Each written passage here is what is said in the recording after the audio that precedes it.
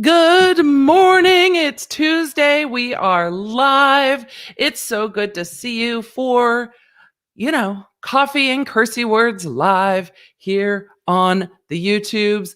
Thank you for joining me. Sorry that I'm a little bit late. Sometimes I try to do more in the morning than I can absolutely do.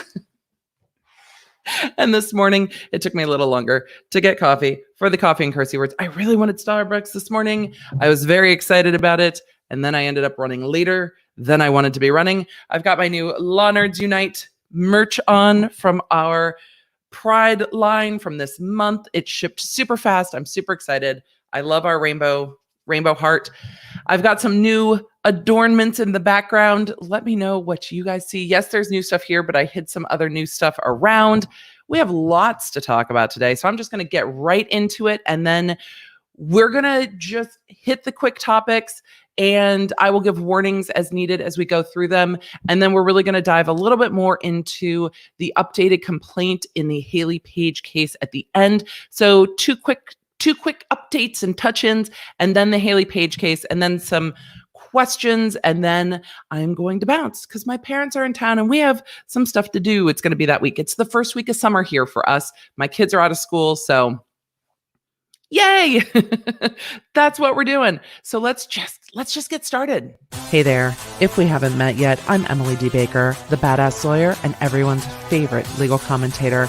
I'm the host of The Emily Show, and I break down the legal shit behind the news and pop culture stories we all want to talk about.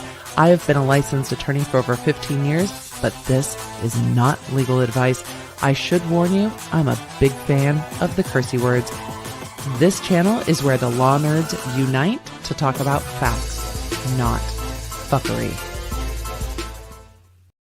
As you guys are coming in, if you have anyone that's interested in Coffee and Cursey Words, go ahead and share it out. It's a little button on the top. It looks like an arrow goes swoop. Go ahead and share the video out. Let me know if you see what I've added new in the background, and let me know if it is coffee time where you are. Here's what I did. So I was craving Starbucks. I am not always good at delaying that. ADHD. And was running late, but my Starbucks is out of the caramel cream cold brew, the salted caramel cream cold brew, but they substituted the dark caramel syrup for the lighter caramel syrup. It's a whole new drink and it's delicious. So thank you to my local Starbucks for keeping me in coffee. And I forget that my Starbucks runs in California could take 15 minutes. That is not the case where I live in Middle Tennessee. And I forget my estimation of time is not the best. It's not the best. It's not the best. Little kitty cat just wanted to say that I got word that I was awarded my BA in psych with a minor in criminal justice. Congratulations, little kitty cat. That is a huge accomplishment. And I know the law nerds are going to be supporting you in the chat. So congratulations. It's 1 a.m. in South Korea. Hello. It's definitely not coffee time yet. A little too early for coffee time at 1 a.m., I would think. Or maybe it's not. I used to be young once when we did coffee after being out all night, but it's also like Tuesday, Wednesday, I'm sure, where you are. We see the play button. I know. Isn't it great? Dr. Riley, thank you. Yes, we put all the awards back there. So this one is my play button. That is the Influencer of the Year of the award that I just got over the weekend. And I can never do this right. That is my district attorney badge that I've shared that got put in Lucite when I retired that used to be in my wallet. Then some of the gavels and the Apple stuff and others. My dad was in my office like IRL because my folks are here. And he's like, you have a lot of pens. I'm like, oh yeah, I used to hide them away in drawers when I was like a teen. And then when I was a DA, I had like a whole office full of different kinds of pens for different types of things. And then at home. So when I left the DA's office and had combined offices, the amount of pens, my husband was like, what is happening? And I'm like, I have a pen problem. And I don't know, like when I needed like a little bit of a something different at work, we would get some new pens and be like, maybe these pens will make me not hate my life. Maybe the new Flair Tropical Collection is going to make writing on case files feel less like a toil every day. Maybe that's what it is. Maybe that's what it is. Good morning, Tigo. Tigo was our host of the awards ceremony this weekend and the creator of the Network of Outstanding Women and just an all-around amazing person. It is 7:15 in Kuwait. Good morning, DX. It is 6 p.m. in Holland. So maybe not coffee time in Holland, maybe coffee time in Kuwait. It's good to see everyone. All right, let's just. Oh no, I have some fountain pens in there too. Good morning, Rachel. It's good to see you. Love listening to you on Clubhouse on your coffee run. Clubhouse is supposed to support Android now. Yes, Clubhouse is supposed to support Android now. So you can, Clubhouse is a audio only social media app. There is a coffee room that I pop into with a lot of creators and friends, and they chat about nonsense in the morning. It's kind of like an episode of Seinfeld. It's a Clubhouse room about everything and nothing all at once. And I love it. So anyway, that is what we were talking about this morning. And yes, Clubhouse is supposed to support Android now. So I'm going to pull up. First, we're going to talk a little bit about YouTube's change to terms of service. This change was announced months and months and months ago and is being implemented at the beginning of June. I've seen a lot of questions about it. I have a video on it that I'm going to link below. But just for the sake of clarity, we're going to go over it real quick. The emails just went out to creators last week, so we'll talk about it. Josephine, yes, pen problem. It's not a problem if it makes you happy, right? If it makes you happy, is it really a problem? I'm going to say no. It's 18:15 in South Africa with the military time making us think through it. But then we know AM or PM. Let me go ahead and pull this up because, professionals. And of course, my screen sharing is ready to go. Of course, you can see my bracket hanging out there in the drive. Where is it? These are my screenshots when I don't upload like the full PDF. I don't know why that word was hard this morning. So this is a screenshot of the email that came from YouTube to creators and people who have YouTube channels. I think it went to everyone who uses YouTube. I'm sure you got it. I did a full deep dive breakdown of this. And that'll be linked below. I already said that. Let's just swoop on into this and get into our first. We're going to do 2 quick takes and then a breakdown. Time for a breakdown. Never gonna get it. No.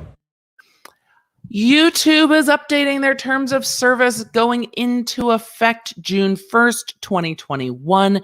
These were announced a number of months ago, but a reminder has gone out from YouTube, and I saw, again, a lot of fluffing about it. People are like, what is happening? These are the large changes to the terms of use. I didn't really see any other sneaky peeky changes in there. So these are kind of the big situation. And I'm seeing in the chat that it went to all Google accounts. So y'all are aware of the changes.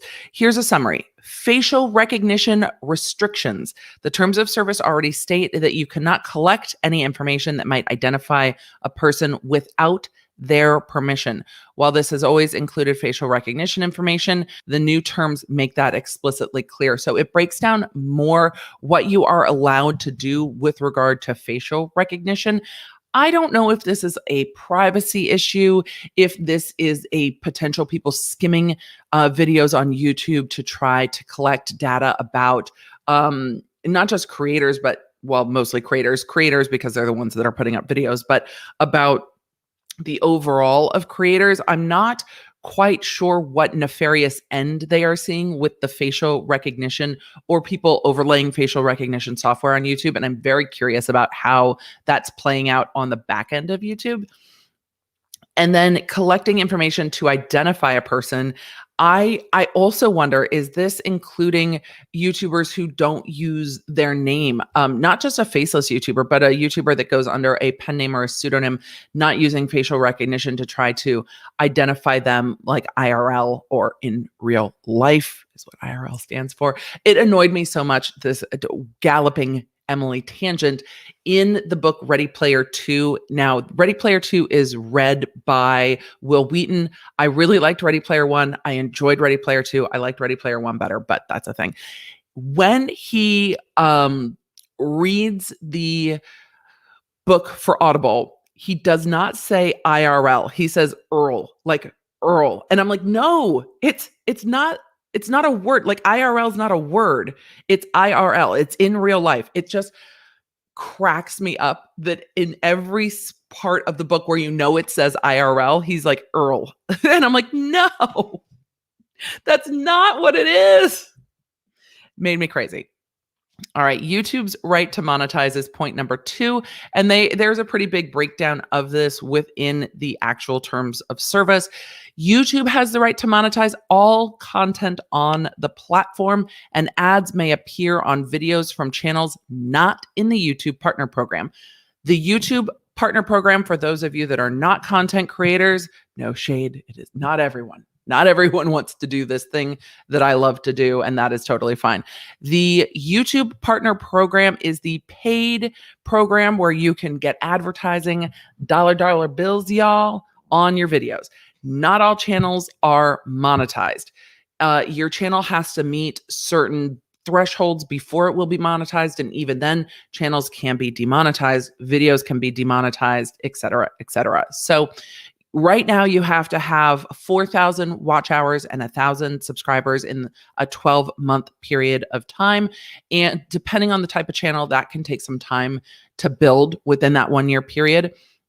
So that's what the partner program is. But if you are putting up content on YouTube and your channel is not monetized, then ads can be put on it. Now, when YouTube says they have the right to monetize all content on the platform, I also think YouTube is talking about videos that are demonetized by choice by the creator. Like if a creator chooses not to put ads on a video, and I've had videos that I've chosen not to put ads on, I absolutely share in that video generally if I'm not putting ads on something, because if ads show up, I have not placed those there. Those have been placed by YouTube because they maintain the right to monetize any content on their platform. So you could see a creator like Dobrik or like James Charles, who YouTube has demonetized them because of violations of the Creator Code of Conduct.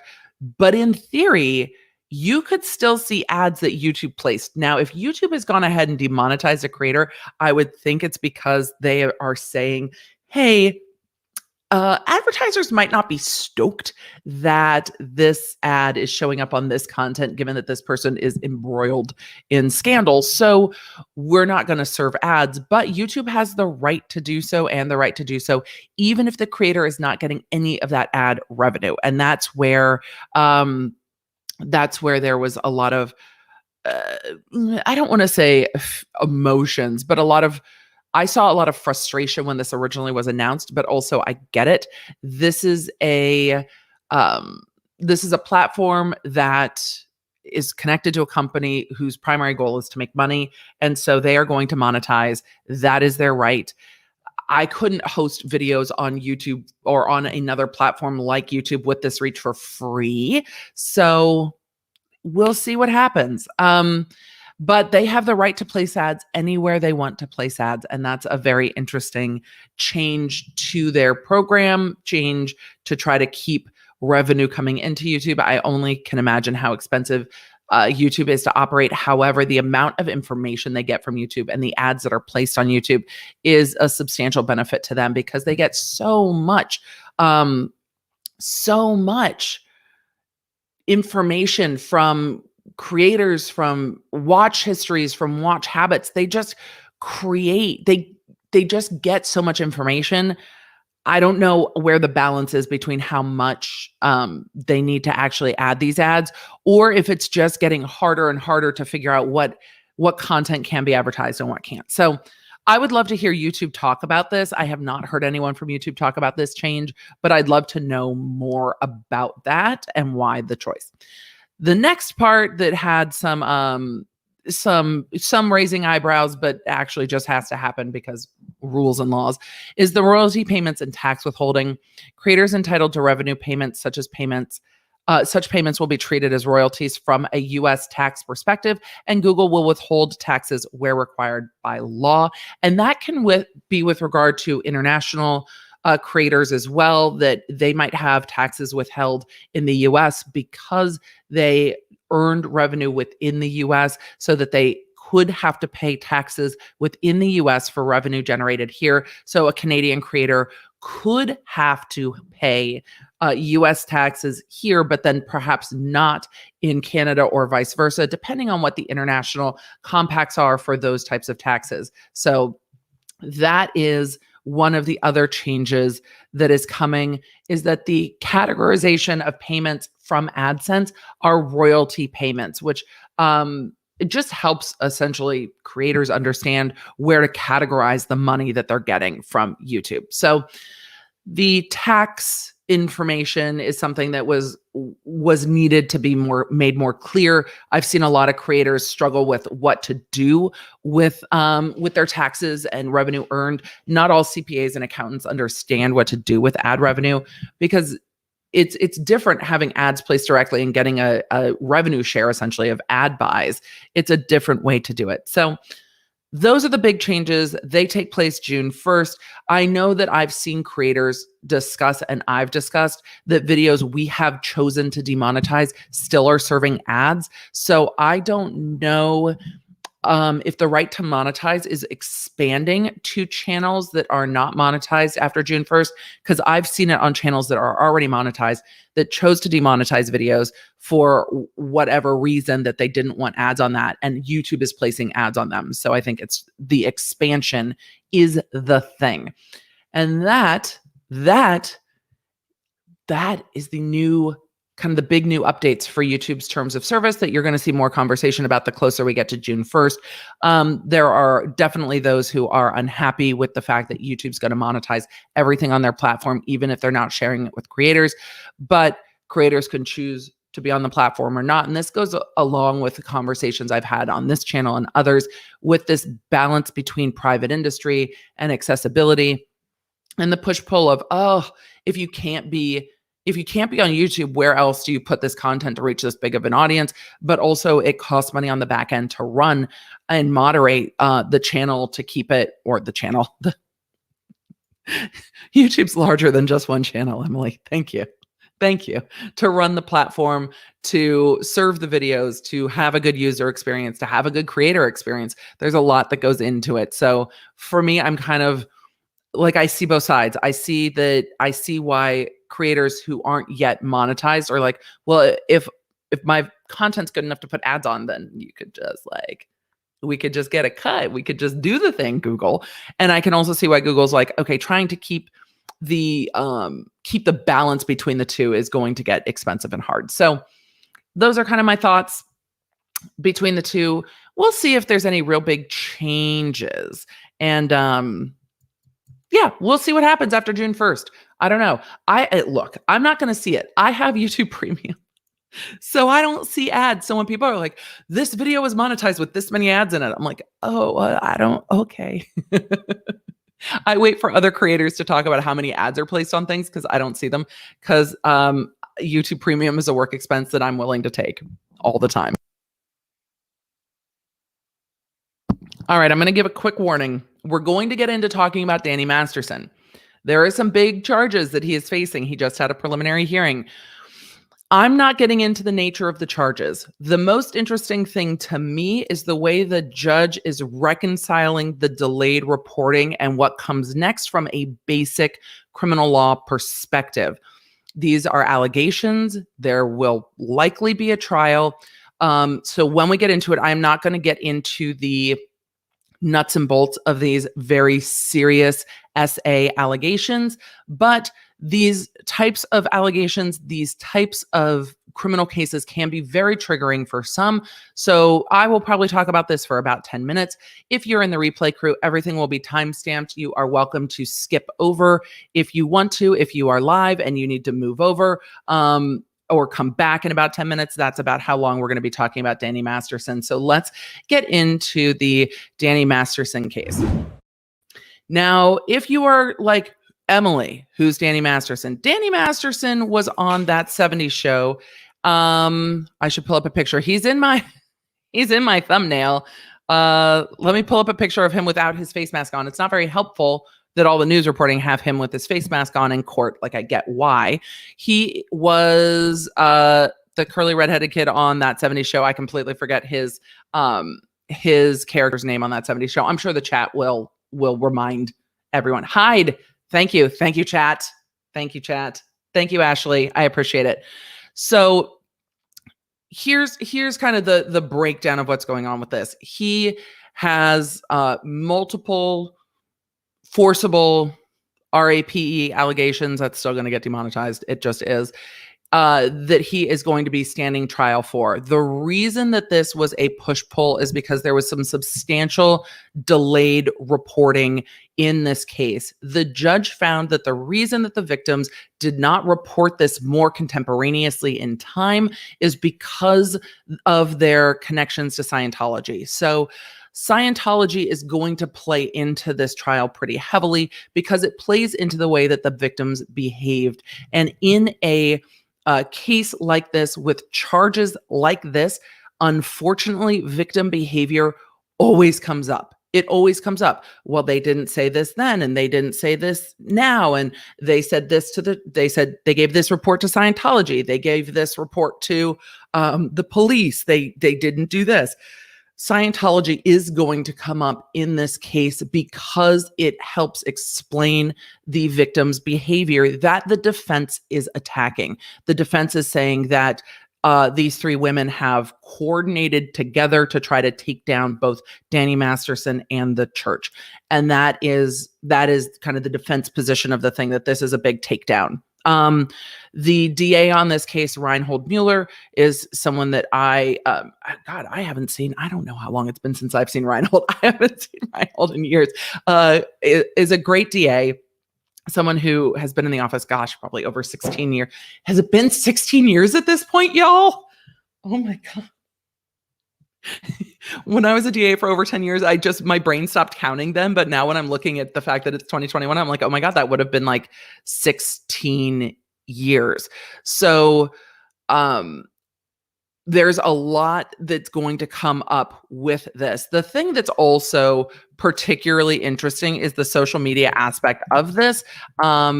Because this has been going on for years about whether he would actually face criminal charges for this, whether it would just be something that stayed within the church. But here's the thing. Look at this photo from his Instagram as he is sitting outside of CCB, the criminal courts building in downtown Los Angeles, with his wife. This is his, I am going to my preliminary hearing for 3 very serious forcible allegations of sexual assault.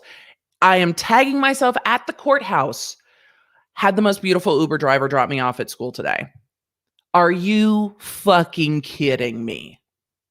Are you kidding me? Are you kidding me? No, nope, nope, nope, nope, nope, nope, nope, nope, nope. There's nothing okay with this. And again, if I was the DA on this case, A, I would have saved it. But B, this is not. This is not. And if you think you're being dropped off at school, if you go to prison for 45 years, you are going to be schooled in a whole different way.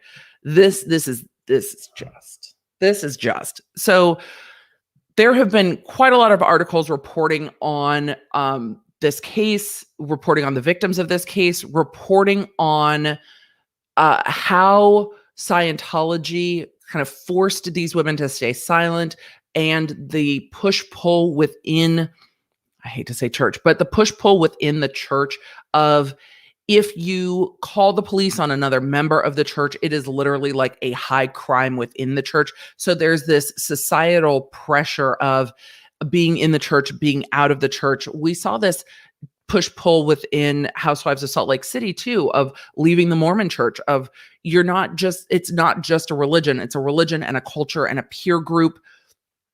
And it has very strong and deep pulls on the people who are in, because once you're out, you are completely out. One of the cases that was on my floor when I was a research attorney in the civil courthouse, one of the only cases where we had substantial issues that I am aware of jury intimidation was a civil case involving Scientology. And it was a nightmare of people outside the courthouse trying to get inside the courthouse, people in the halls trying to intimidate the jurors, mess. So while I'm not deep diving into what these charges are, you are welcome to go and read the testimony that's come out at preliminary hearing. The preliminary hearing is the first step for somebody to be held over to trial in Los Angeles County. Yes, it can also go by grand jury. That's less common. And what a preliminary hearing is days of live testimony from victims, from witnesses, from police. And if the defense presents witnesses, they can do that too. They often don't. And the standard of proof is lower. It's that reasonable doubt standard. It's like more like it. Like it's more likely than not that you did this, so we can hold you over for trial.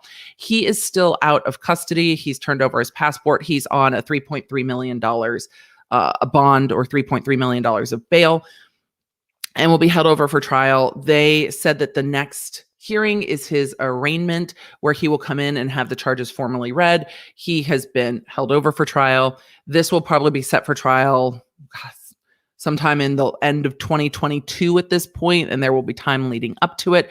But these charges are 20 years old. So for the district attorney, they're going to have to educate the jury about why there was delayed reporting, which the court found was because of the church. How the memory of these women is impacted or not impacted. The defense will try to bring in experts saying that memories are tainted and that these women have banded together to try to take down the church in some way. And that's really what's going to be happening with this case. I will keep an eye on it. I'm not going to dive into the charges again too much, because the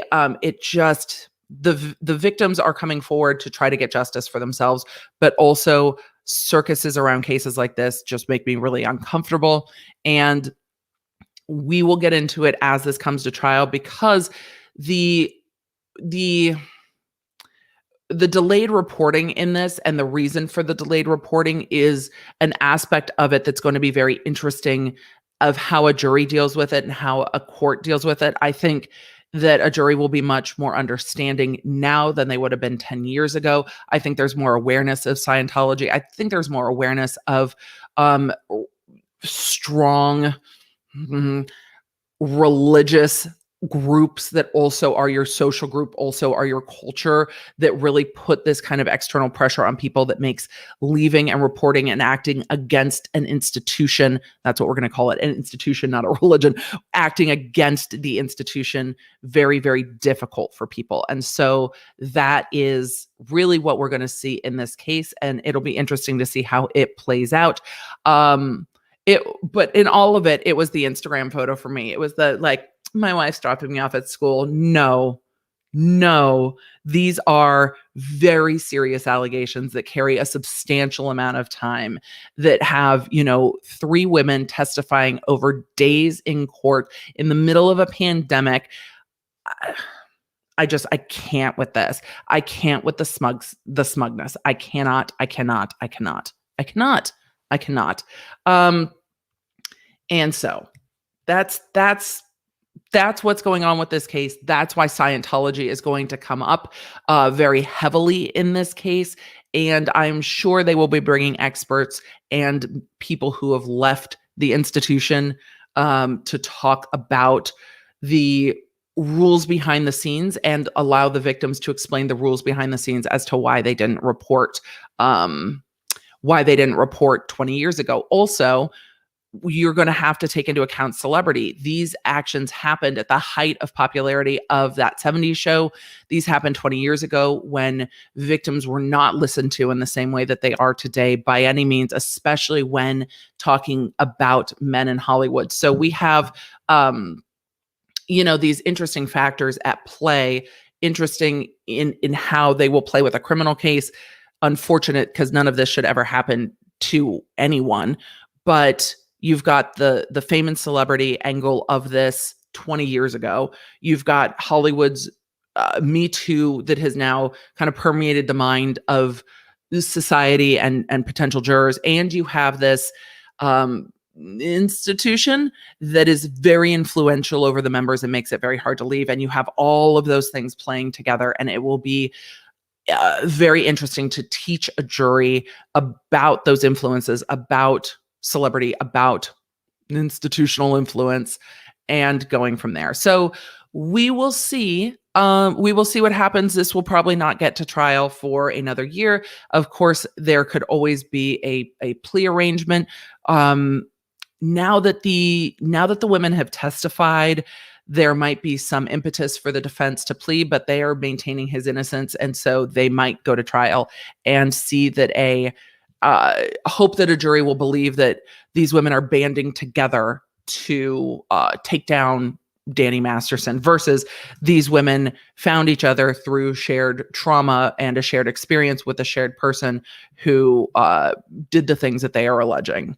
So I'm going to put an article that I found very helpful. The CBS actually did a pretty thorough cover and coverage of the breakdown of the preliminary hearing, and had a few quotes from Reinhold, the district attorney, talking about the women who are involved. Their testimony is not coordinated. Their stories are not coordinated. They're not working together. This is their independent experiences and that. So lots of information to come with regard to Scientology, and we can always dive into that deeper. I cover the legal side of stuff, and the information about the church, the institution, is going to play into the legal of this, and that's going to be very interesting.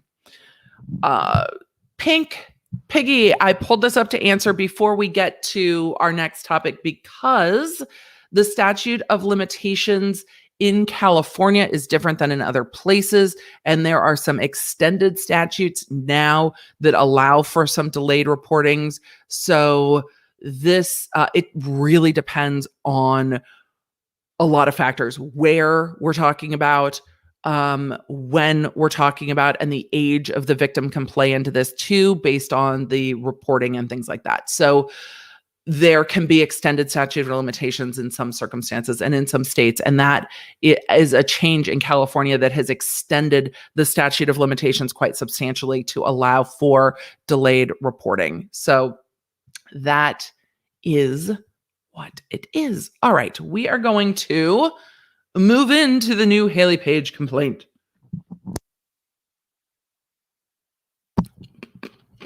And I'm chewing ice into a mic. Sorry, y'all. It's a terrible habit. Apologies. All right. We're going to get into Hayley Paige, and then we'll do questions for the whole thing. Y'all ready? Y'all ready? If you are familiar with Hayley Paige, drop it down in the chat if you're already familiar and have been following this case. I have a few videos on it. I'm going to do a quick road so far on this case, and then we're going to get into the new complaint, and then we'll talk a little bit about some of the other procedural things that are going on, because there's some other procedural postures in this case outside of the new complaint that are happening, and that's very interesting. So if you're familiar with Hayley Paige or you're a Hayley Paige fan, let me know. And we'll also watch a little bit of her latest Instagram video as we get into this. So let me pull up that folder, because I accidentally closed it.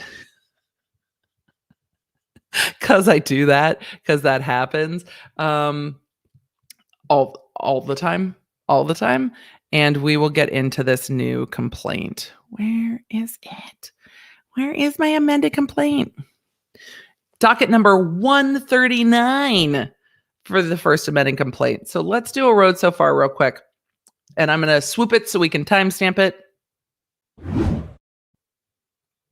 It is time to talk about JLM versus wedding dress designer Hayley Paige Gutman in a case that is playing out across, well, Hayley Paige's backup Instagram account is really where this is playing out.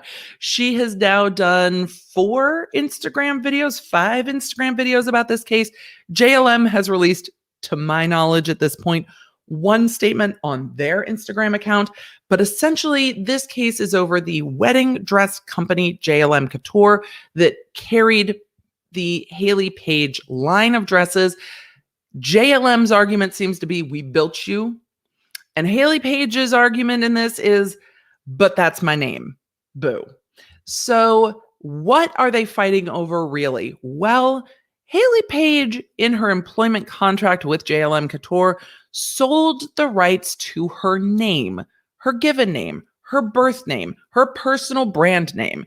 She sold the rights to Hayley Paige Gutman, Hayley Paige Couture, and a lot of different variations of the Hayley Paige name and the HP marks. She is not allowed to use that name in commerce with relation to the bridal industry. But there is a preliminary injunction that's just stopping her from using her name in quite a lot of context because there's a lot of fighting still going on. Her company, former employer, JLM Couture, won a preliminary injunction taking over her, what she says is personal Instagram account, TikTok account, and anything with her name. Here's the thing. If you have a trademark on something, you can stop someone else from using it as a handle or a URL, generally. And she sold the trademark rights to her name in perpetuity. Forever. Now, to maybe her benefit or maybe her detriment, the amounts that these things were sold for are all redacted out of all the court documents. That information is under seal. But she sold her name. So she is not the first person to sell her name. She is not the first designer to be in this spot. This has happened to Bobbi Brown in cosmetics. This has happened to Kate Spade. This happened to Prince when Sony was like, you can be formerly known as, but you can't be Prince. In this situation, she's not going to be allowed to be formerly known as. There's no wedding dress designer formerly known as Hayley Paige. Like, no. But in the employment contract, and we will link the videos, I pull up the employment contract. To me, it is very clear that she is selling the rights to her name. The company said she had lawyers go over the contract when she negotiated it, after she graduated from Cornell. Now, no, that doesn't mean that you don't know how to interpret legal, but you have a Cornell education. You probably are aware that having an attorney when you are signing a very large contract for, your name is probably a good idea. She says she didn't have an attorney. The company says that she did. The preliminary injunction yoinked her social media accounts. Back when she signed this employment contract, she wasn't on Instagram. She started her Instagram account, Miss Hayley Paige, in 2012 when she was already employed. Often, when you are an employee, the things that you create in the course of your employment belong to your employer. See Bratz dolls. So if you are a developer, a web developer, a coder, if you create code while you're at work, that code belongs to your employer. If you're a photographer and you say, take a photo of President Obama, let me show you. There's a really interesting case about the Hope poster. So let me pull this up. Because we've all got to be on the same page with the one that we're talking about. So, and then we'll get into it. I don't know why this pulled me to Amazon. I guess this is where the pictures are coming from. Okay, not an endorsement. I don't know. This is the poster I'm talking about. The photographer that took this photo was not paid for the use of the copyrighted image that became this poster. When this went to court, it was not the photographer that won.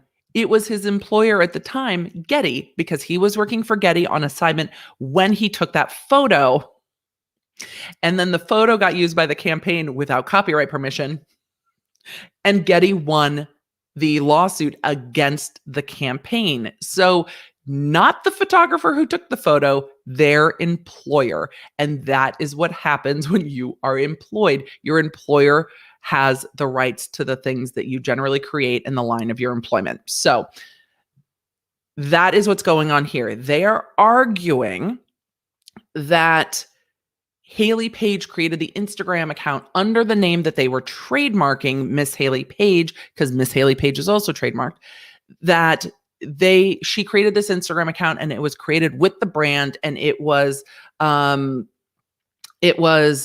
part of her work. She was posting partly lifestyle so that her personal brand was being built, but also partly wedding dresses. And she was on Say Yes to the Dress, but she did that as a part of JLM Couture, on and on and on. So since then, she has created a number of videos crying on Instagram about the fact that, and I sound completely unsympathetic, but you sold your name. Though I'm sure it feels awful at this point, for sure. But she's created numerous videos on Instagram talking about this. And then there was an amended complaint. She has countersued. And her company has added more, well, her former company has added more suits and added in her fiance. So let me know in the chat, do you want to see the video talking about this updated complaint, or do you want to go into the complaint first and then see her video? Let me know which one you want. Let me know which one you want. And then we'll get into both of them. Video first, complaint first.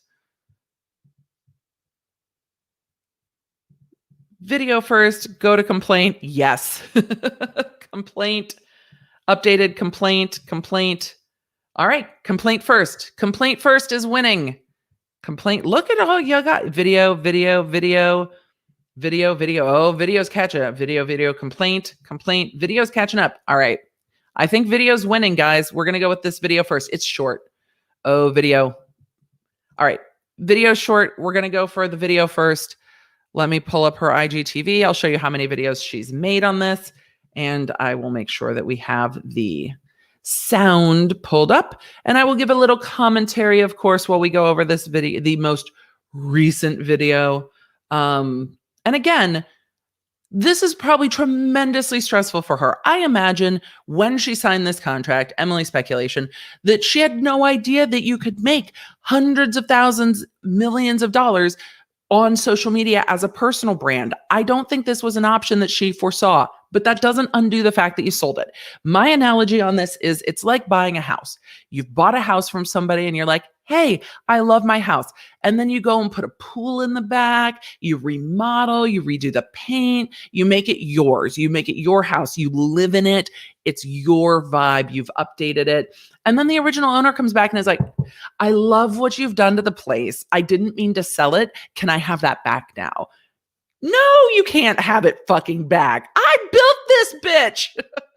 You're not taking the house and the pool and the crazy wallpaper in the bathroom. So that seems to be what's going on here with Hayley Paige saying, I know that I sold this, but I really want it back now that it's more valuable. And the company saying, we purchased this and we invested into this asset being the name brand, the personal brand. And what we're not going to do is give it back. And the court initially said, yep. Yeah, that was clear as day. You sold it. So too bad. So this is on her All That Glitters on the Gram account, her second account. Now, this is at 189,000 followers. It's a lot of followers. You're going to get brand deals on this account. It's not the million plus follower that her other account had. So this is, let's see, announcing my resignation from JLM is a tearful video about that we've watched in other contents about how evil of a company JLM is. Updates on the lawsuit. Help me pick my new name. The influencer hat kills me. And now this is the updated video, 4 minutes long. You should be able to hear it. Conrad.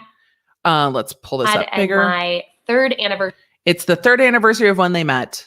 That's adorable. And no shade. When did I meet my husband? We met in April sometime, but that was like 23 years ago. So I don't even remember, nor do I celebrate. But this was on May the 4th, because May the 4th be with you. Let's get into this a little more. Today is Conrad and my third anniversary of the day we met. And unfortunately, we woke up to news that JLM has now sued Conrad personally related to his using of my own birth name. There's an injunction from the court. You can't use your name. There's an actual preliminary injunction. And it's your birth name, but you sold the rights to it. I'm just interspersing the other side while we go through this video, because again, she sold it. I think the company's going to probably lose the PR battle on this, but it doesn't change the fact that the contract was clear as day and that she was paid for the thing. It's not like they took it. She sold it. You sold it. Of all days for this to happen, Also, the amount of headspace going on here, this is too much headspace, but I also have been watching a lot of Observe, and I wonder if it's to try to make her feel vulnerable and small, like a little bird in your palm that you need to protect and save. It's like, oh, I am so sorry. I am so small. I am so small. I am so small on the screen. I just wonder. It's very intentional. This is a very intentional. This is on par with the YouTuber apology videos. This is an intentional PR crafted video. Of all days for this to happen, I find it particularly personal and heart-wrenching that they picked today, May the 4th. That is so meaningful to us both. Well, it is May the 4th be with you. Tell me now, for those of you that work for large companies, does your company know the day that you and your significant other met? My question, I have questions about whether this information is known to the company or if this is just a poor me, big bad company. I have tried really hard to stay optimistic in this lawsuit and focus on the things I have as opposed to what has been taken from me. But I also... By taken, I mean that I sold. So know that bad days are inevitable. And unfortunately, today is just one of those days where I am struggling. Lawsuits are real fucking stressful and expensive. So I don't doubt that there is struggle there. And she has lost that preliminary injunction where everything's been given to the company because the court said there's a really reasonable likelihood that you'll win this. That's not going to stop. We're still, Hayley Paige is going to fight this. I don't think she's going to get her name back though.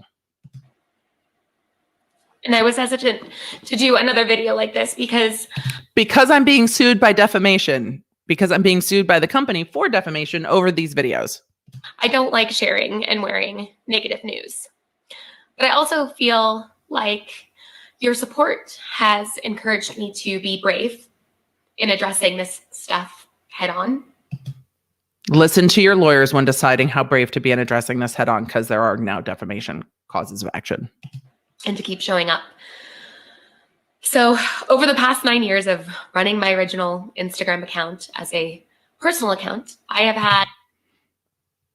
Or as a personal brand account, because you're a wedding dress designer and you design under your name that you sold, but okay. Countless people use my name and tag me as a human or in reference to services and products.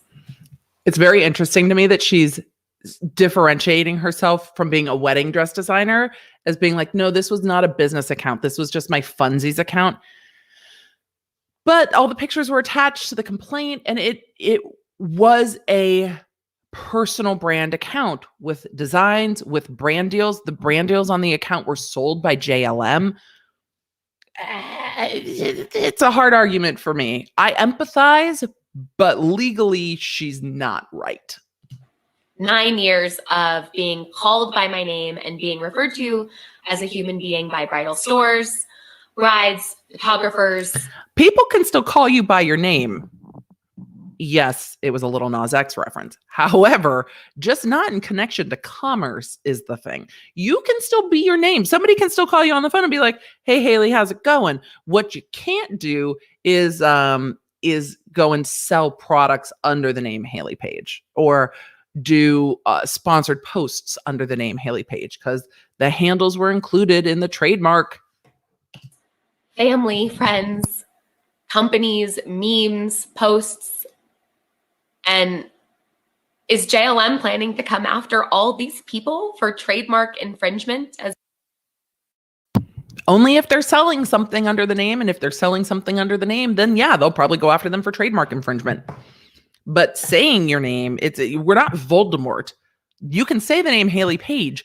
You just can't say it in connection with commerce. Well, I feel that JLM is targeting my fiance now because they see him as an opportunity to further drag out this lawsuit and further drain us financially.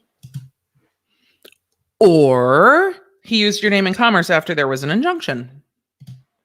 I believe this is a shameful affront to common decency and sets a terrible precedent for human beings on social. It sets a terrible precedent for human beings. The spin on this is that the company is shameful, but you sold your name. You just don't like the result. But that doesn't, like, you don't get out of selling your name because you don't like the way it feels 10 years later, 15 years later. That's not how that works. Social media. But unfortunately, this is the kind of behavior that is completely consistent with the way I was treated while working at JLM. If there was ever a time where you had any doubts about JLM's motivation in this lawsuit, I feel that dragging my fiance into this is proof of their desire to escalate and exercise ill will against me, against my loved ones, against a community, or your fiance was using your name in connection with brand deals in violation of the, injunction stuff. For anyone that wants to support me. And what's more, JLM is now trying to charge me with defamation for my public videos. Well,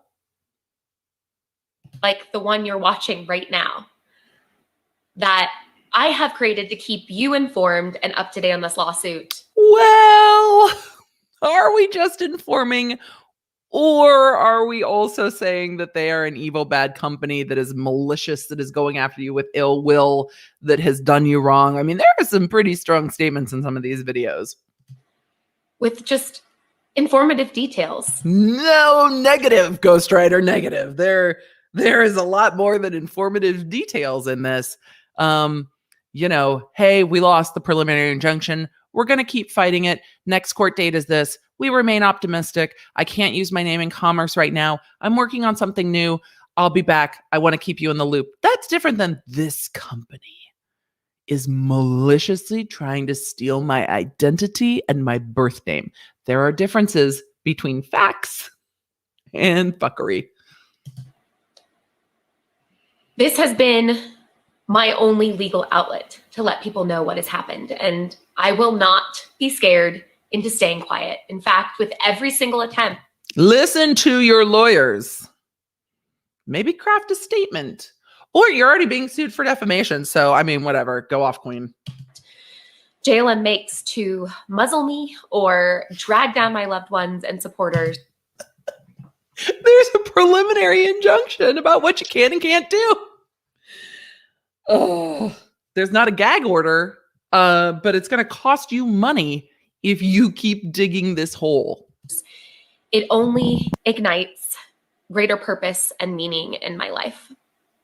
And I just want to thank you for continuing to stand by me. Y'all, I'm sorry. It feels so forced to me. It just, all of it feels so contrived. I can't put it with the YouTuber apology videos. I just can't. It doesn't feel authentic. It feels like a contrived PR statement against the company because the company is going to win in court and she is going to try to pull them down in the court of public opinion. And to stand by my fiance now in this and for giving me a place and time to use my voice. Your messages and the encouragement and your light is getting us through a very hard time. And if you That feels authentic. It probably is a very hard time. are looking for just a simple way to support us, please share this video or any of my previous videos. Spread the allegedly defamatory statements. Spread them far, spread them wide. Fuck this company. We are going to take it to the teary streets of Instagram. Share the videos. Share the videos. Because that is going to put more pressure on the company, but it's going to be really interesting when they come back and look at how many times this video has been shared as part of the defamation cause of action that we're going to get into in just a minute. I feel like the more people that are aware of what's going on, the larger the damages could be for JLM, just saying. The larger chance we have in holding JLM accountable for what they are doing publicly. Because we're going to lose in court. So we're going to hold them we're going to hold them accountable on the mean streets of social media. And I don't want to leave you with just bad news. I promise that a new name and a new brand is on its way. Phoenix Unicorn Strong Woman Rising. Yes.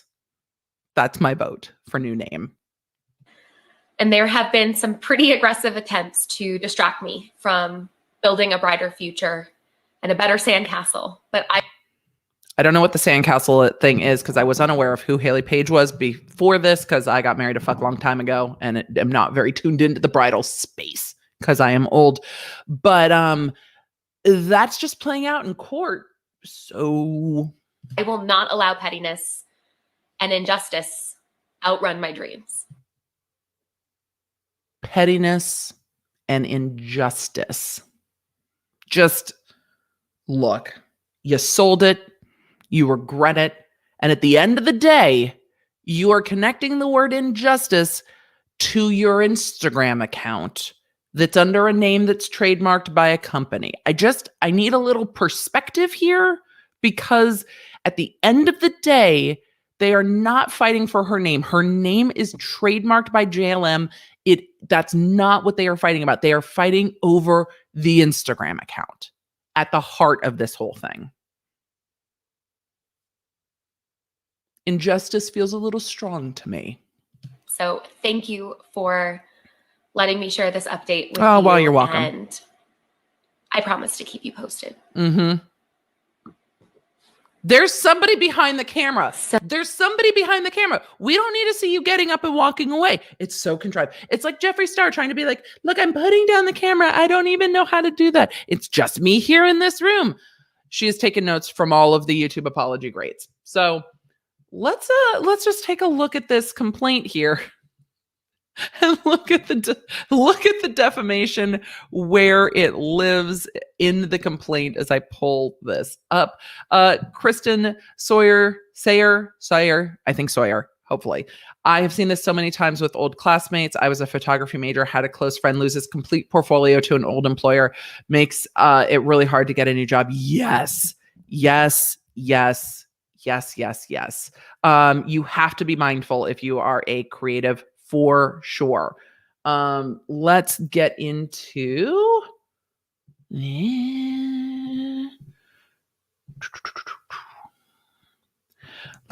it and then we'll get into questions. I think I forgot to swoop into this.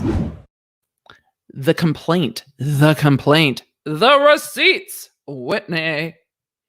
Yes, it's a Peter Mon reference. So now what we see, and this is the first of the cases I'm covering where you're going to get this because it's the first of the cases that we cover here closely that has a cross complaint. So what you see at the top here is the original JLM Couture versus Hayley Paige Gutman and now Conrad Louise Cleven and Hayley Paige Gutman counterclaim plaintiff against JLM Couture and Joseph L. Murphy, who is the CEO of JLM. The reason you've got the two different boxes here is because Hayley has also cross-complained them. So counterclaimed, cross-complained. They are suing her. She is suing them. We're in like a clusterfuck of lawsuits. So let's go through this first amended complaint that now has both the fiance, the added allegations or the added causes of action, and the cross-complaint. Plaintiff JLM Couture by its attorneys file its First Amendment complaint against Hayley Paige Gutman and Conrad Lewis Kleben. I hope I'm pronouncing that correct. No disrespect meant. If I am not, I am just bad at pronouncing names. Let's be honest. Nature of this case. This is an action by plaintiff for federal and common law dilution, federal and common law unfair competition, conversion, breach of contract, conversion in another form, trespass to chattels, breach of fidelity, breach of contract, breach of fiduciary duty, and unjust enrichment, tortious interference with existing contract, tortious interference with prospective economic advantage, aiding and abetting a breach of fiduciary duty. That would be the fiance, defamation, trademark infringement, and contributory trademark infringement. We've gone through most of these claims in the other videos regarding this lawsuit. We're just going to pick up the new stuff and go over it. Jurisdiction and venue. This all happened in New York. People live in New York. It's in New York. That's not an issue.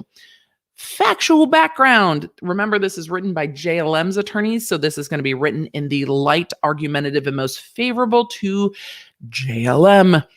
Founded in 1988, leader in the bridal industry, ongoing award-winning brands. They list all the brands, the different designers, and they've won 10 Debbie Awards for design distinction in the couture category and 4 British Bridal Buyer Awards. I didn't know that was a thing, but go off. I love seeing people put all of their awards in the complaint. If you guys watched my breakdown of the Ringo Starr Law Nerds After Dark case, we went through how many awards had been won by the adult company. And I was like, look at you putting all your awards in here. I love it. They're like, let me also give you my resume. But it goes, I know it goes to damages, but it's still funny to me. JLM operates 12 fashion collections, 9 are bridal collections, bridesmaids, flower girls, etc. These fashion collections cover a broad spectrum of aspirational to luxury price points. Retail sales for the products from 2017 to 2020 are approximately $220 million. Gutman graduated from Cornell. Kleben is a fitness trainer engaged to Gutman. Gutman's employment agreement with JLM. They had a written agreement. She sold her name.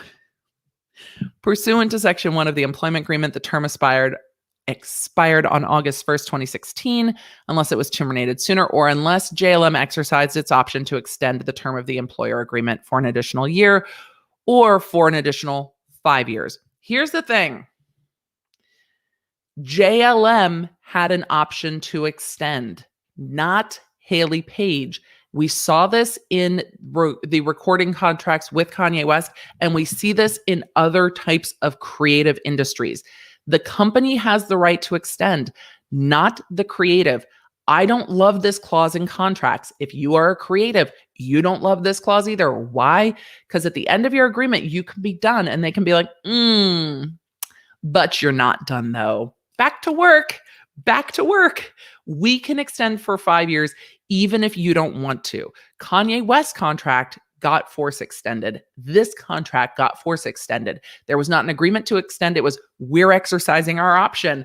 Don't you love working here? Welcome. That clause, the fact that the employer is the only one that can extend the contract, is not something you want to sign, in my opinion. Get your own legal advice. It depends on your own situation. This is not legal advice, but know who can extend the contract and how, and think about how you would feel if you were done with a company, didn't want to work for them anymore, and they're like, adorable, we have 5 more years on your contract, so thanks for continuing to work for us. Just food for thought. So it was amended and extended through August 1st, 2022. So the contract is still ongoing, which is part of the breach of contract claims here, because she's like, peace out, I'm resigning. And they're like, but what you can't do is just leave. The employment agreement is still in effect and was extended by JLM pursuant to the written agreement. Yeah, by JLM only. They exercised their option to extend. Look, this isn't a lease. It's not a commercial rental. It's a person. But she signed these agreements, and there's no indication she signed them under duress. She just doesn't like the way that the result has happened. But you make your bed sometimes, and then you end up here. I don't like these terms and contracts, but it's not illegal to do so. So pursuant to JLM's notice on February 12th, 2019, JLM exercised its option to extend At that point, there was already tension in this relationship, and they were already negotiating this relationship. And JLM's like, we're not negotiating. We have an option to extend. We're extending you. That's how I'm reading all of these legal filings. Pursuant to the amended agreement, Gutman's duties remained the exact same, and she was also responsible for designing the Jim Helm bridal and occasional lines. So her duties remain the same except for these additional duties. I don't know if she got a raise at that point or not. Pursuant to Section 2, Gutman's duties included being a designer of a line of bridesmaids' dresses. She shall also design evening wear. Each of her designs are sold by JLM under JLM's branding. Further, she was to devote her full time and attention to JLM during the cause of the agreement and during business hours. She will not, without prior consent of the president or board of directors, engage in any other business enterprises which requires the personal time or attention and which would interfere with the performance of her duties hereunder. They really do take issue with her starting to sell advertisements for things like salad dressing as sponsored posts on her Instagram account. Now, they see this as a business Instagram account, and everything that had been sold to that account previously had been sold by them.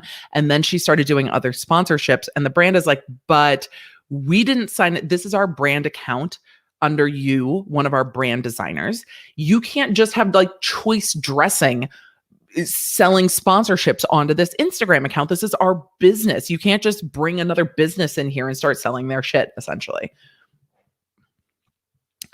Pursuant to Section 10A, Gutman granted JLM the exclusive worldwide right and license to use her name. This is the trademarking part. This is the selling of your name. This is what she sold.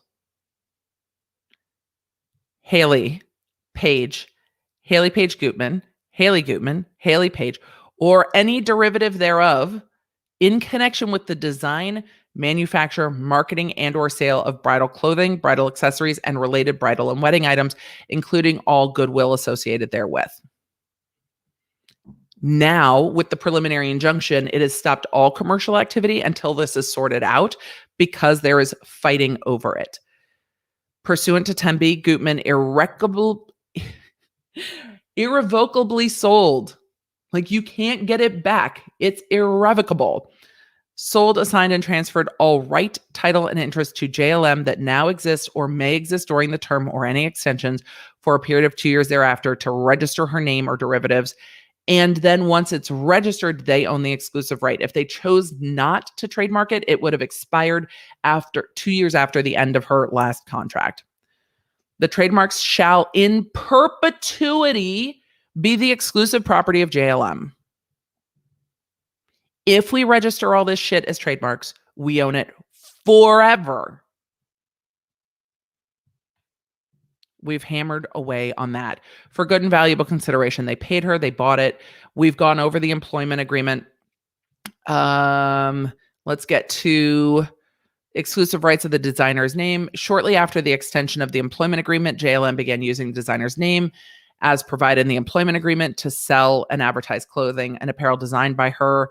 They sold like Blush by Hayley Paige, La Petite by Hayley Paige, Hayley Paige Occasions, and they call them the HP brands. This is all within the first complaint, or the original complaint that we went over. JLM owns the domain names HayleyPaige.com, MissHayleyPaige.com. By the way, Miss Hayley Paige is also the name of the Instagram accounts.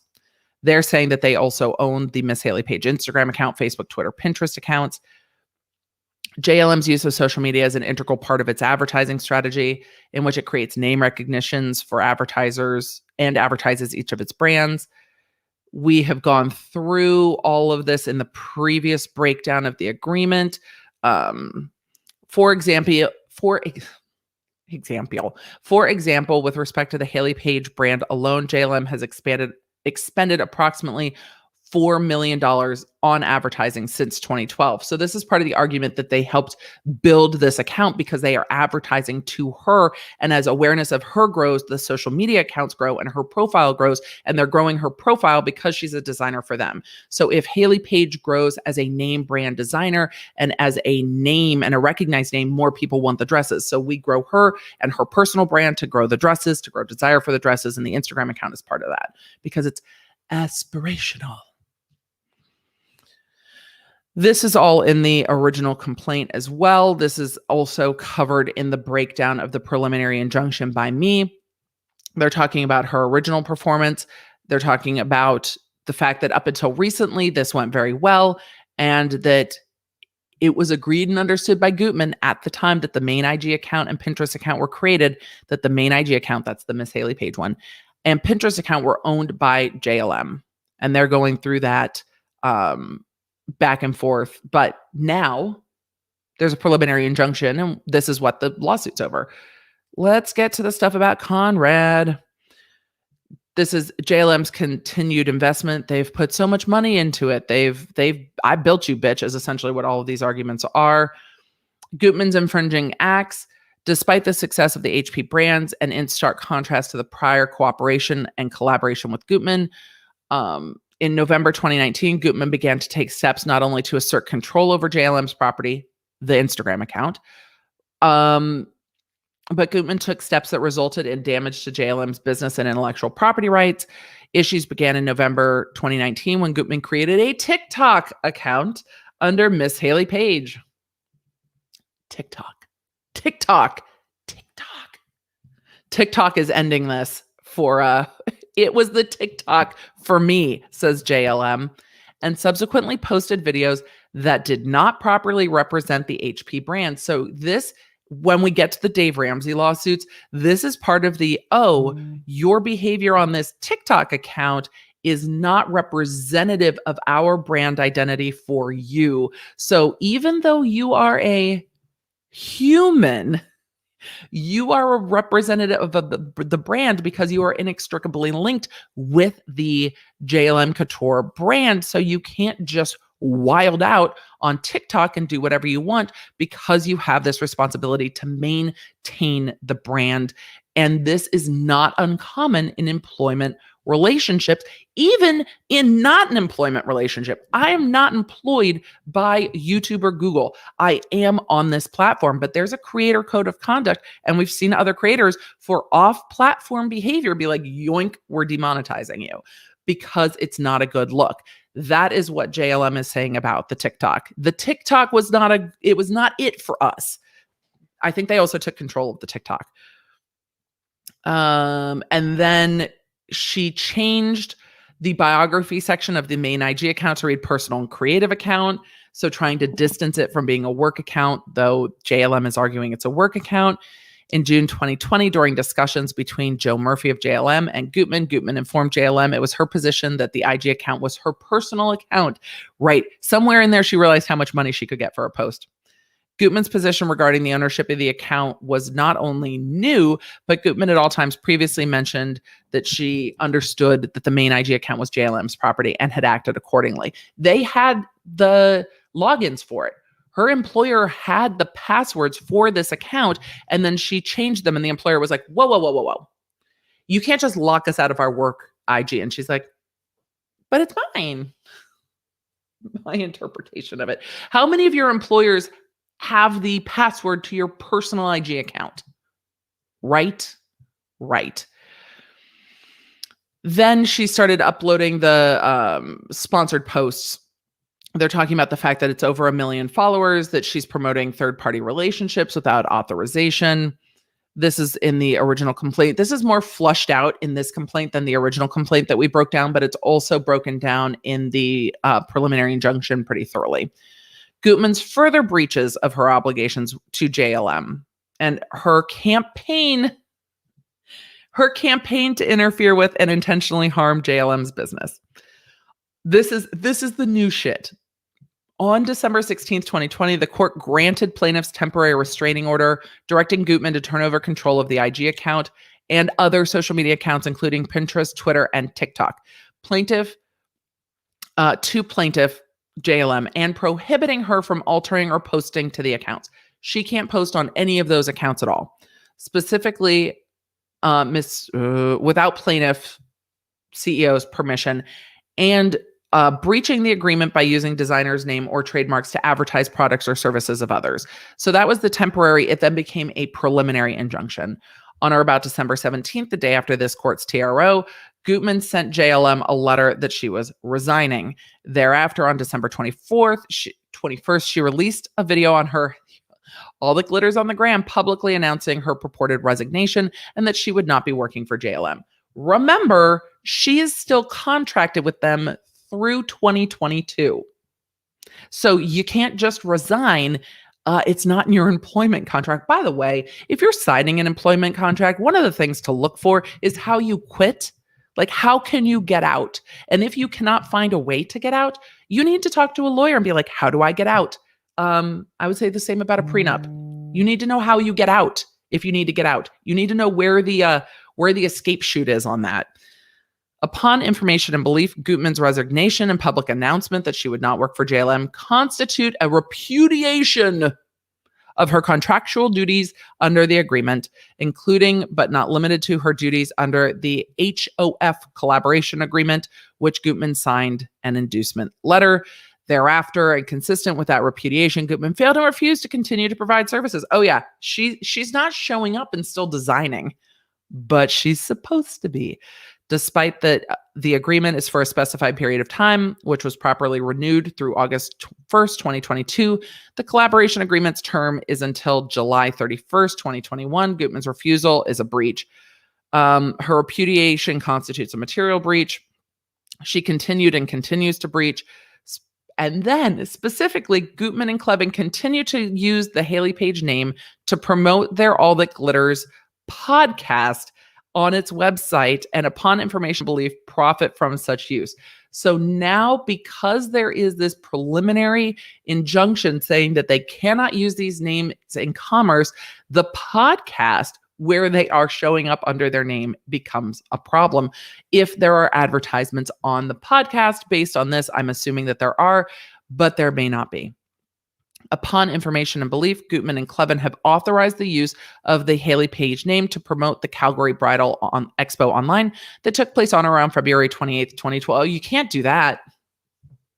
You can't authorize it. It's not yours to authorize. It's the company's to authorize.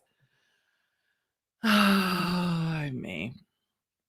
Upon information and belief, Gutman also associated with the Calgary Bridal Expo online, which promoted third-party competitive goods. Upon information and belief, Gutman and Klevin profited from their authorization of the use of the Hayley Paige name. She has sold something that wasn't hers to sell. Gutman also engaged in a course of conduct intended to damage JLM's business reputation among customers. That's called the Instagram account. For example, on December 21st, 2020, Gutman posted a video on her personal Instagram account publicly announcing her resignation, falsely accusing JLM of being controlling, manipulative, and bullying. Oh my God, my phone. Why the phone today? Oh, because I forgot to put on Do Not Disturb. Sorry, y'all. Here we go.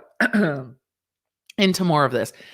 Gutman also made false statements implying that JLM was unethical when she stated that she did not subscribe to JLM's business ethics or the way they treat employers or others.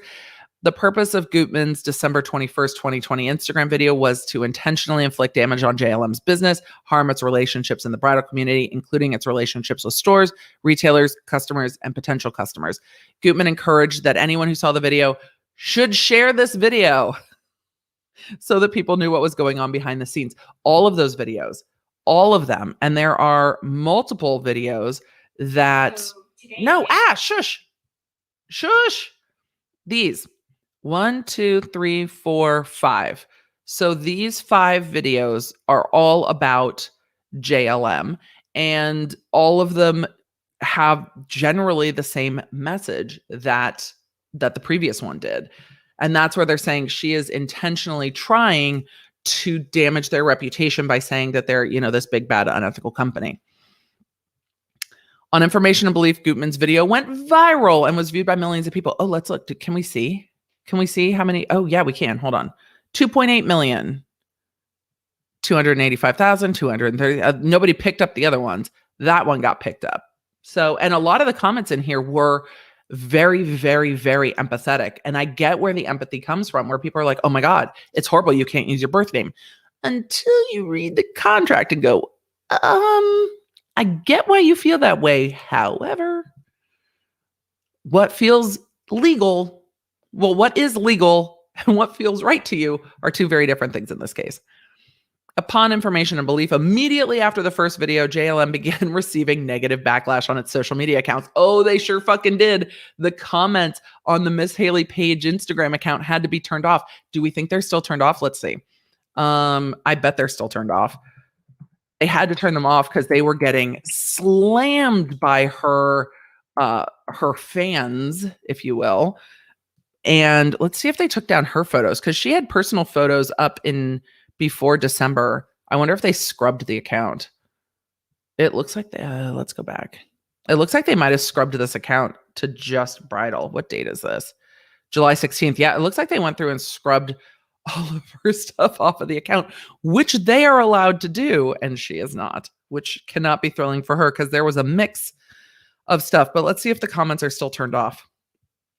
Yep, comments are. Oh, wait, this one has comments on. So it looks like comments have gone back on, but comments were off. Is that the first one where comments went back on from what, today? 4 hours ago? So today we put comments back on because these are all comments are off. Comments are off. Let's see how far back we go that comments. Ooh, we go pretty far back with the comments being turned off. I wonder if they turned off comments for the entire account until today. Interesting. All of these comments are off. And you know that the comments are off because you would see the amount of comments below. See? Comments. So what day is this from? November 29th, 2020 is the last time they had comments on. And then comments were off after that because they were getting slammed. So December 19th, 2020, they started getting slammed in the comments. And that I can see why they're saying it damaged their business. Oh, wrong one. This one. Gutman encouraged consumers, retailers, and others to not do business with JLM. Ooh, you can't do that. And encourage them to cease their associations and relationships with JLM. That would be the tortious interference with business relationships, economic advantage, prospective business relationships, what you can't do. What you can't do. What you can't do is that. Upon information and belief, seeing that her scheme to hurt JLM was working, Gutman continued her campaign to destroy and harm JLM's business and business relationships in subsequent Instagram videos on December 29th.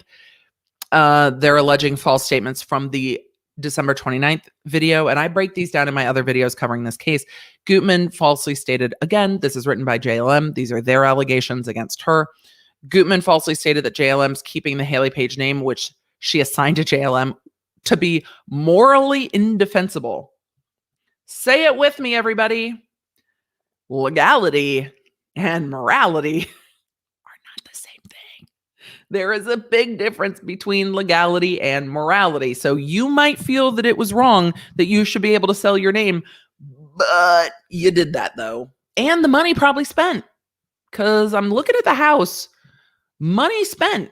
Let's get back to all the glitters on the gram. Look, get the bag, make your money. I love making money. Making money is great. Making money is a good thing. Everyone should make money. All the money, everyone. Money is fluid. Make all the money. But this is not this is a nice home from all of the photos and videos that we have seen. Money was made. Money was made during this employment. Money continues to be made. These are sponsored posts. Money continues being made to live this life. Look, get that bag, but also you spent the money, you sold the name. You're going to spend a lot more money on this lawsuit. Gutman further falsely stated that JLM made, quote, making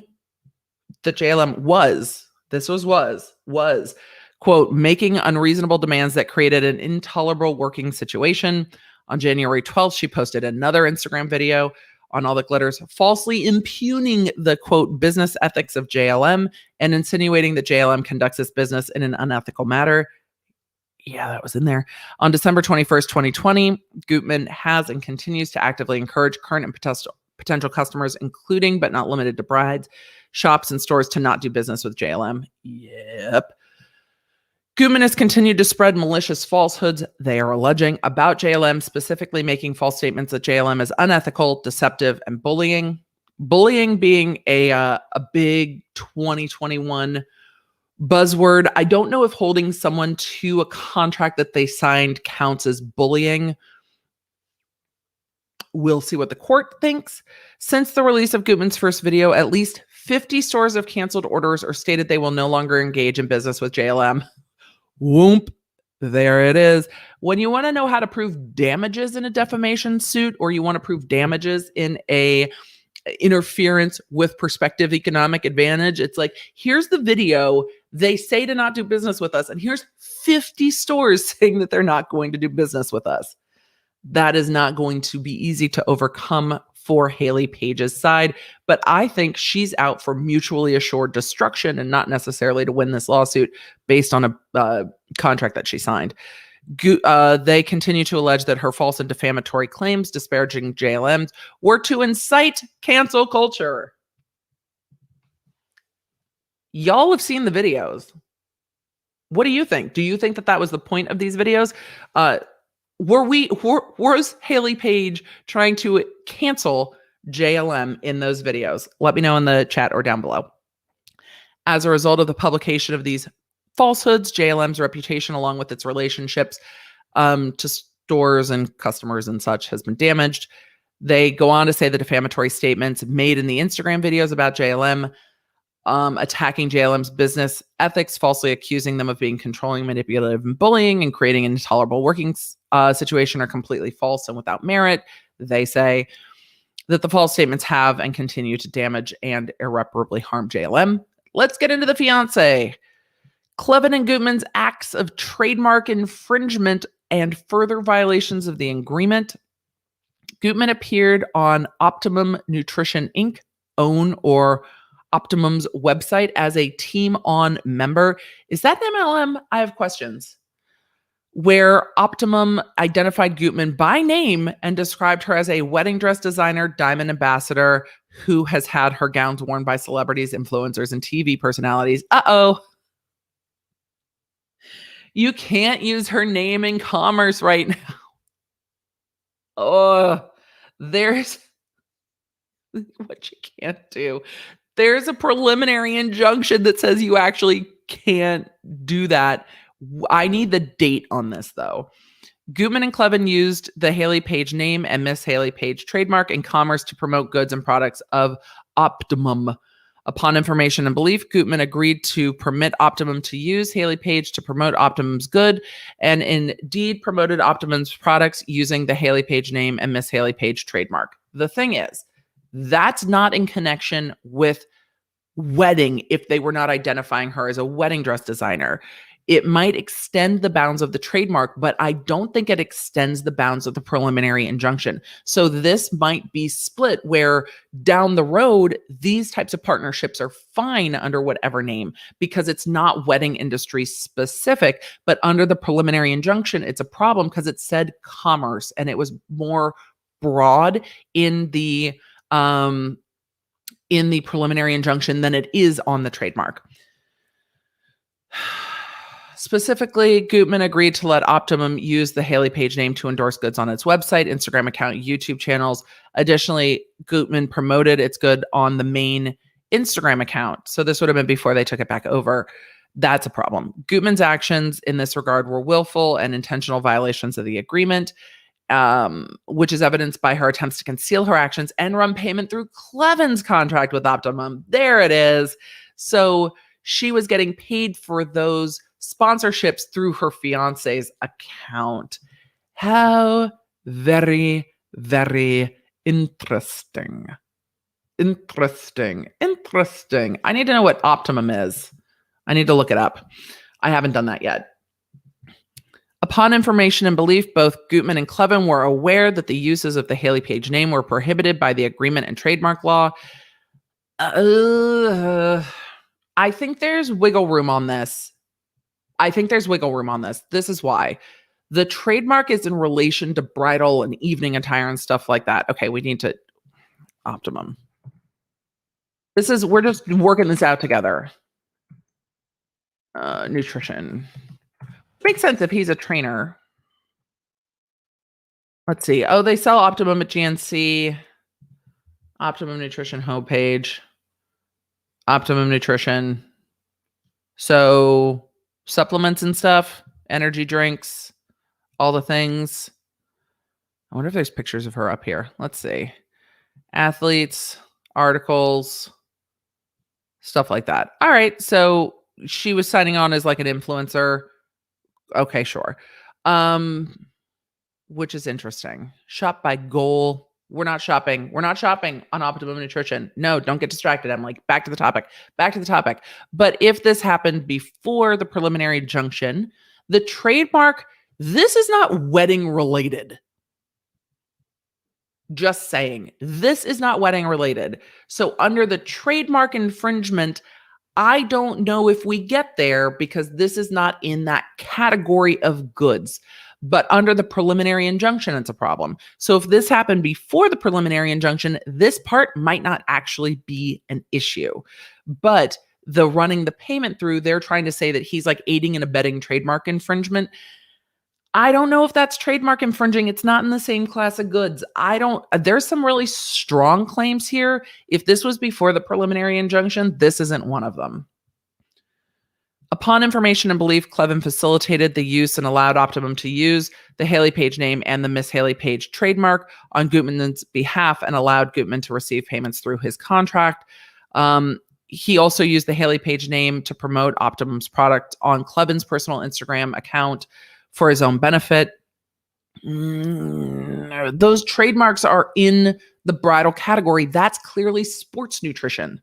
Trademarks are, and I've talked about this before, trademarks are by category. So, you could trademark something for a mug and somebody else could have it trademarked for a shirt or a hat or a book or a software. There are different categories and you have to trademark it per category. So you can't just ban her from using her name everywhere. The preliminary injunction can until this is resolved, but you can't say the bridal trademarks and the evening wear trademarks ban you from using your name with regards to supplements and shit. That not the same class of goods.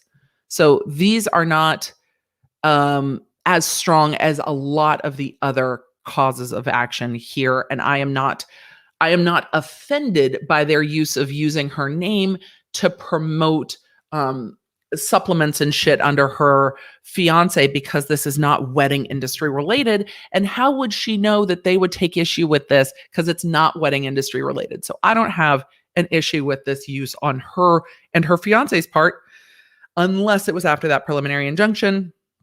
But of course, there's no date. The date would be helpful for me. Making me do the work. It should be in here. Make it easy for us, folks. Selfish reasons. Clevin facilitated and used. Yes, we got that. Clevin himself used. Yes, we got that. Clevin and Gutman knew they did not have permission from JLM to use the Hayley Paige name and trademark to promote the Optimum products. I don't know if they thought they needed to. It's not bridal related. In addition to using the Hayley Paige name and trademark to promote Optimum products, Gutman also used, without JLM's knowledge and permission, the Hayley Paige name and trademark to promote Chosen Foods. There's the salad dressing. This is a bigger problem because she did it on the business. They're calling it the business Instagram account. She did it on the Miss Hayley Paige Instagram account. That becomes a different issue, not necessarily a trademark issue. But they go in to talk about the Chosen Food products. Then they say she also agreed to a paid appearance at the Calgary Bridal Expo, February 28th, 2021, and was publicly associated with the promotion of competitive goods. That's a problem because that's in the same category. Gutman and Clevin have also used and are still continuing to use the name in commerce in connection with their All That Glitters podcast website without JLM's. Now, this is more of a problem with the preliminary injunction and if they talk about anything bridal related. And this gets into the different counts. We've already gone through the trademark dilution. We've gone through the common law trademark dilution. It's literally like the watering down of the trademark when they're talking about diluting it. We've talked about the false designation of origin. I'm just getting to the new counts because we've already broken these down in other videos and I've been talking for an hour and a half and I want to answer questions. Unfair competition, we've done that. And they've added him to all of these counts now, which is why it says against all defendants. Conversion, this is the taking over the social media account. unlawful trespass to chattels. The chattel is the Instagram account. Law students, rejoice. The chattel's an Instagram account. When I was a law student, the chattels were like a dog or a cow or some other bullshit from the 1800s that nobody cared about. But now y'all have these glorious cases where the chattel's actually like an Instagram account and TikTok's involved. Gen Z law nerds unite. You guys get way interesting shit in law school. More interesting. I mean, we had Janet Jackson's boob when I was in law school. That was pretty interesting. So, breach of fidelity. This is the duty owed to the company as a result of the defendant's disloyalty to JLM. You can't do the fun voice if you fuck up the reading of it. Dyslexic problems. As a result of defendant's disloyalty to JLM was frozen out of its main Instagram account and denied the benefit of advertising its good to over 1.1 million followers on that account. That is the breach of duty that we're getting into. Breach of contract. Yeah, you're still employed and you're not doing anything. That's the basis of that count. Breach of fiduciary duty. That goes on with the breach of fidelity. Unjust enrichment. You're using our Instagram account to get brand deals. No. Tortious interference with existing contracts. That's going to be the 35 stores saying we're not going to be related to you anymore because she went on Instagram and said stop working with them. That one's going to be a problem. Because I watch those videos and what you can't do is go, they're being mean to me. Stop working with them. And then they stop working with them and they're like, thank you. That's the damages we were looking for. Tortious interference with prospective economic advantage, a little harder to prove, but strong business relationship with 50 stores that are now not working with them because they're saying of those videos, because of what she said, and because of her asking them to do that. Aiding and abetting breach of fiduciary duty. Look, you don't see this one a lot. You don't get an aiding and abetting a breach of a duty to a company, but he was allowing the money to go through. The breach of fiduciary duty, stronger, I think, because she still has a contractual relationship, stronger than the trademark infringement with regard to this, this use with the Optimum supplemental product things. Plaintiff repeats and realleges all the shit that's above. Defendant owed and breached her fiduciary duty to plaintiff by posting content on the main Instagram account that diminished the value of the main account. They're going to have a really hard time proving that, because here's the thing. What really diminished the value of that account is what she said on the other account, not the fact that she posted a nutritional supplement. But also, is that her telling brides they need to get more fit? I have questions. Moving on. Defendant Clevin knowingly induced defendant Gutman to breach the fiduciary duty, essentially arguing they were trying to get around the contract because, fuck JLM, they think. So let's get around the contract by doing something different and using the name in a different way. I don't know if it's a breach of trademark, though. That one's for me. There's others that are like, good luck. This one's the fiduciary duty under the contract stronger than the trademark rights. The trademark rights for me on this are pretty weak. Upon information and belief, Gutman would promote Optimum products on the main IG account and be compensated through Clevin's contract with them. So there's that.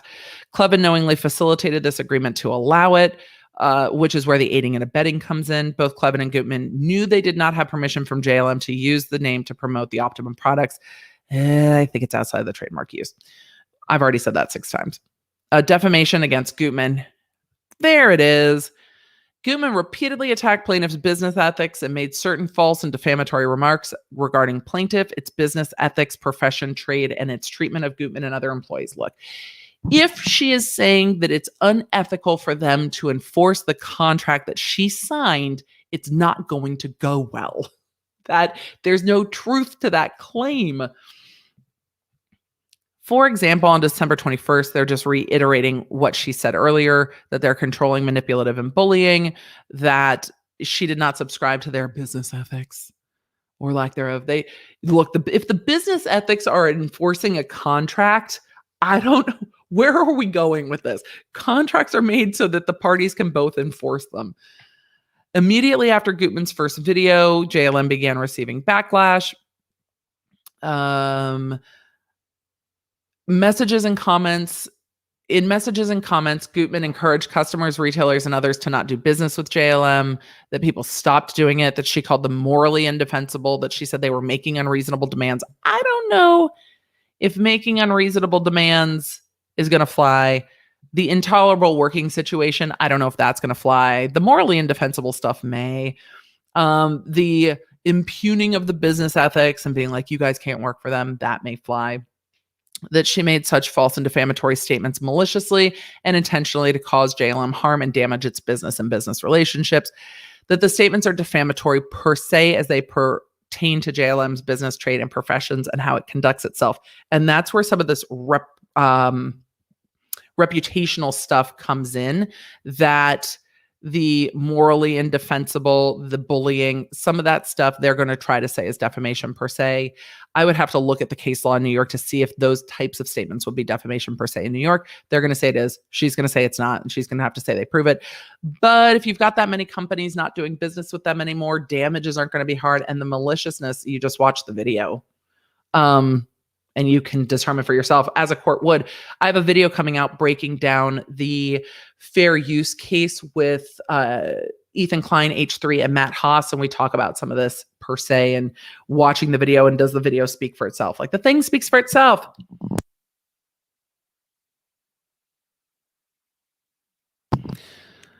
Tortious interference with existing contract against Clevin. This is, again, the contract that she signed, and he's assisting her to sell, I don't know, whey protein. I don't know if that's going to fly. I just don't know if this is going to fly. It's so far outside of the bridal field. It's not a it might be a contract interference, but it's not going to be a trademark interference, because under her contract, she's not really allowed to promote other things. So I don't know. I think some of the things against the fiance are pretty weak. And I get why she's like, you know what? The stuff against the fiance is exerting force. The trademark stuff is pretty weak, but the contractual stuff, she's contractually obligated to work with JLM and not work with other companies. So this is her working with another company. The contract stuff strong. I don't know. The trademark stuff, not so much. JLM is entitled to the reasonable value of its lost profits, damages, no less than $500,000 plus attorney's fees. Contributory trademark infringement. You know how I feel about this trademark infringement with regard to the optimum goods, maybe with regard to the podcast, but the protein isn't it for me. And then the prayer for relief is going to be all of the, we need to go to trial. They can't use these marks ever. The money, and I broke down the prayer for relief hasn't really changed. Non-disparaging. She's not going to get the accounts back. Their prayer for relief is pages long. And then, millions of dollars plus attorney's fees. And that is all the same with the first initial complaint. That was a lot of a complaint. And we didn't even get in to the counterclaim because this is their first amended complaint. Her counterclaim is about work environment, hostile work environment, and harassment. And we will get into that another day, because it is already 1:42. So we'll get into her counter complaint that, the CEO of JLM essentially was harassing, that it was a hostile work environment and such, because she is also cross-suing them. So it is not just the trademark thing anymore. With regard to this case, the trademark case with regard to the selling the optimum products, I think is dumb. The Instagram account is going to go to JLM. She sold her name. Now on the cross complaint, maybe there is a hostile work environment. Maybe that is a PR part, but that's where that can play out in court. The defamation with regard to the videos on Instagram is going to be tough for her. So let's get into questions for a few minutes. Questions. Thank you all for hanging with me. Chat, hello, good to see you. Kathy, question, can they sell items under her name that she didn't design? Yes, they can. And she gets a percentage of it. And the percentage was listed into another video that we broke down, but she still gets paid to She still gets paid based on everything they sell under her name for a period of time after her separation from the company. But until this lawsuit's done, they're probably not gonna pay her anything until this is all determined. Your lawsuit is dumb. Oh, we need to make it look like the Triller logo. Like, this is dumb. This lawsuit is dumb. This lawsuit is dumb. For sure.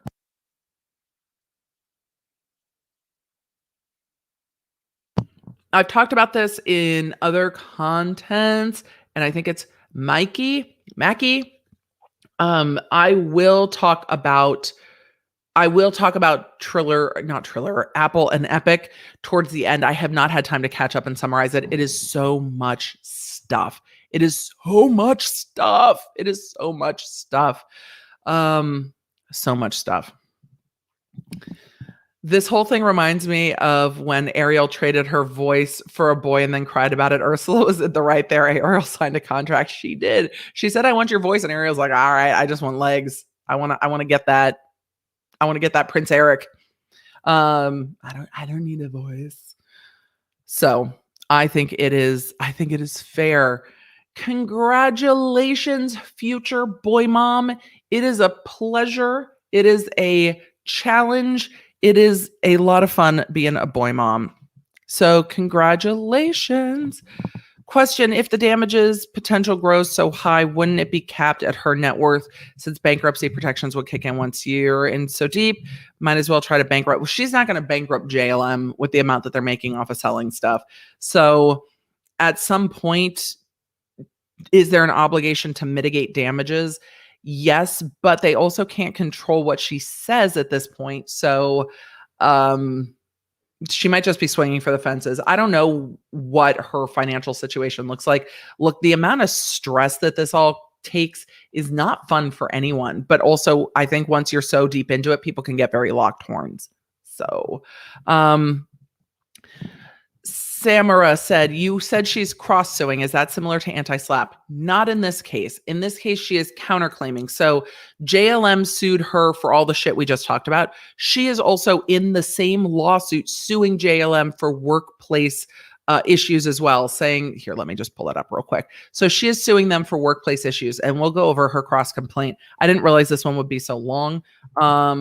And it would take me so long to go through, particularly in the amount of the stuff we talked about earlier. I grossly underestimate all the time how long things are going to take me. And I'm like, oh, this will be quick. And the mods are like, girl, it's been 2.5 hours. This will be quick. Never listen to me when I say this will be quick. It'll take me 15 minutes. An hour and a half later, it's like, Emily, and I'm like, what? It's been 15 minutes. What are you talking about? Because my perception of time is horrendous, and it is much to the annoyance of my husband. He's like, "How long will you be?" And I'm like, "Oh, 5 minutes." And he's like, "It's been 40." And I'm like, oh, shit. So my perception of time is terrible. Let me pull that up real quick, because we'll just me. I'm gonna go over it another time. Also me. Let me just pull it up real quick. And I'll tell you what I'm gonna control F myself here real quick and find the cross complaint if I can. No. All right, I'm going to keep looking for it as I go through, because I don't remember which docket number it is. And I have it pulled up in here, and I'm going to do a video on it as well, because I wanted to break down her whole cross complaint. I was just going to show you what the charges were, answer and counter complaint. There it is.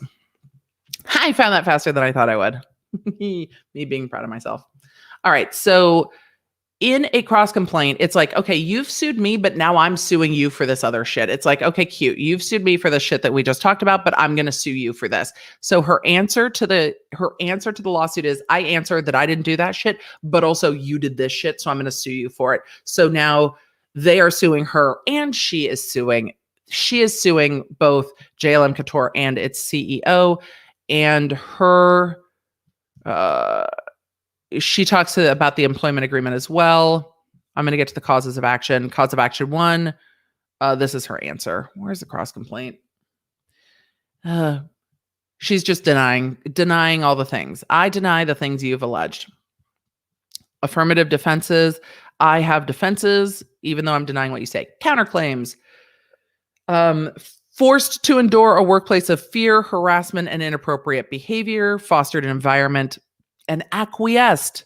Beautiful use of acquiesce. See, this is where you can fight with them. You can put all this shit in a counterclaim. All the shit she said on Instagram, had it just been put in a complaint, would be covered by litigation privilege. You can air it all here, and then you can link the document and be like, we've filed an answer. Here's a Dropbox link to our answer, and everybody can read it. You can put it in here. Saying it on Instagram may not be protected the same way by litigation privilege. Because again, defamation only counts if it's a non-privileged statement, and litigation privilege covers and can be a defense to such things. We've gone far afield. So unwanted behavior and treatment of women. This is going to get into workplace harassment, advances. Right. We'll break all of this down. The frequency and tenors of defendants' harassing actions increased over the past years. So now she's like, fuck it. This relationship's already bad. We're burning it to the ground. So I'm bringing it out, and your harassment of me caused, where was it? As one example, with full knowledge of the implicit threat of this behavior, Murphy would often summon Hayley to a cramped, secluded back office, use his physical imposing nature to block the door, engage in inappropriate and invasive personal conversations into her romantic relationship, sex life, family life. The threat and the toll on her mental well-being were so severe that she began carrying a sharp object, a seam ripper or X-Acto knife, whenever summoned to these meetings in case she needed to defend herself. The result of this environment took a toll on her mentally and physically. She experienced hair loss, circulation issues, trouble sleeping, and sought therapy as a direct result of the work environment at JLM. So part of her defense to the defamation is going to be like, no, I said it's true because of this. And so we will break down this entire cross complaint. Well, there's not much more, but this entire cross complaint. Relevant facts for the counterclaim. We'll get into that when we break this down. I just want to get to the causes of action. Causes of action. Causes of action. Causes of action. Nope. Nope. Nope. This is all still facts. Facts. Receipts. More facts. More receipts. And again, the fact that this all happened means she could win the employment litigation stuff, and they could win that they still have the right to her name. That is very possibly a result here. They talk about them defaming her, that the employment agreement is terminated, cause of action, breach of contract against JLM, violation of labor laws against JLM, failure to pay wages and timely pay wages, a breach of contract, failure to comply with audit obligation, accounting from them because of the payment provisions, breach of contract, constructive discharge, breach of contract against JLM, failure to pay proper wages, unjust enrichment against JLM, conversion against JLM that they took her account, violation of Stored Communications Act, violation of civil rights law 50 and 51 against JLM, false advertising under the Lanham Act, which is the trademark stuff, section 43 of the Lanham Act against JLM, violation of the New York GBL 349, 350 against JLM, as said above, unjust enrichment, defamation against JLM, discrimination and violation of the New York laws, discrimination in the other sections of New York laws based on her gender, declaratory judgment against JLM, declaratory judgment, use of designers' names, so on, declaratory judgment, unforeseeable non-compete, which is going to be some of these contract provisions are so bad that they, as a matter of law, should be thrown out. Declaratory judgment. So she's seeking the court to say, no, as a matter of law, you can't survive on these claims, and then her prayer for relief. So we will break down her counter complaint. And again, it could very really be the possibility that they say, no, you sold your name, but no, JLM also violated these things. So both of them can win different parts of this. This is just them pointing weapons at one another for mutually assured destruction at this point. Tracy, it's in my background and it is visible. It is just hiding. We can where's Waldo the ampersand. It's in the background somewhere. And then my thing jumped. So I'm going to get to questions real quick. Your lawsuit is dumb and you should feel dumb. Your lawsuit is dumb and you should feel dumb. It's, some of these arguments on JLM's part, it's like, that's not going to fly. Some of them are very strong and she's going to have an answer to them. So we will go through the answer now that we are there. The reason I pulled up the JLM part is because her latest video was addressing that her fiance is now being sued, but also that the defamation from the company has come up and she's suing them for defamation too. So lots and lots and lots to do. Lexi says, I took a look at her Insta. Those dresses are gorgeous. Damn, I'm guessing nothing to do with Hayley. The Insta now, a lot of those dresses are dresses she had designed while she was still working there. Do derivatives of her name include Payless Age? No, I don't know if that would count. I don't know if she would go with Payless, seeing that she has a luxury brand, and Payless. Did Payless go out of business? Maybe they wouldn't have an interest in it. Why can't Hayley Paige buy her account and trademark back? Because they haven't let her. And they haven't sold it to her. It's like, why can't Kanye West just have his masters back? Why can't Taylor Swift just have her masters back? Like, just let Taylor Swift just buy her music. Nope. If they're not selling, you can't buy it if they won't sell it to you. So they don't seem to be selling it to her. And that doesn't seem to be an option. Question, so she can never use her name even with other products, or is it just a set amount of time? Carrie, a great question. With regard, these trademarks are all regard to bridal and evening wear. So with regard to bridal and evening wear, no, she cannot use her name depending on the result of this lawsuit. Right now, based on the contract, no, she can't use her name in bridal, the same way that Kate Spade, when she was still alive, couldn't go make other purses under Kate Spade. She sold her name with her product line. This is one of the things that's a pros and cons on a personal brand. If you build a personal brand and you sell your personal brand, your name goes with that personal brand.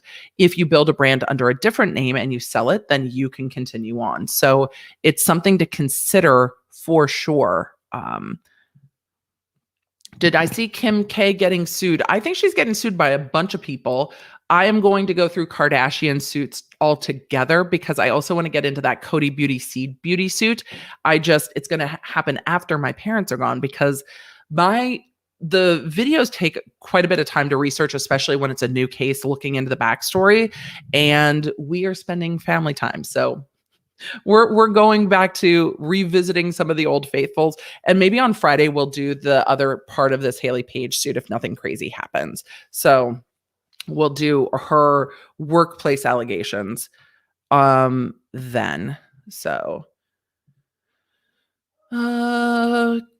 Miss Travel Chica question, 10 years sounds like a long time. Can she design any fashion? Could her new business design evening gowns and fashion? She can still design after her non-compete period is up. She can still design. She can't use Miss Hayley Paige, HP, any of that. If she wanted to design under Glitter Sparkle Unicorn, she could do that. Or Miss Rainbow, Miss Rainbow Unicorn, who's right.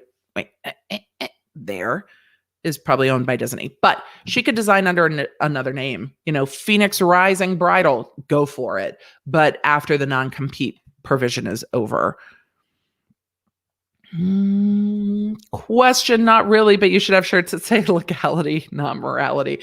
Secure Pay, I appreciate that suggestion. We keep a running list of the merch suggestions based on random shit that I say. But yeah, legality and morality are not the same. My mom and I had this discussion, a very long discussion after 9/11 with regards to the airline she was working for going bankrupt and terminating a lot of its retirement provisions because it totally screws over the employees, but it's also legal to do so, to restructure in that way. So all the employees got screwed and got left holding it, and the company's allowed to be restructured and get bailed out by the government. And it's like, how is this legal? It's like, no, it doesn't feel moral, but it's still legal. And that's part of this legality, morality. And a lot of first-year law students really struggle with that. They're like, but how is that right? It's like, See, here's the thing. It's not about right and wrong. It's about legality. Is it legal or not legal, or where does it fall into the realms of legal?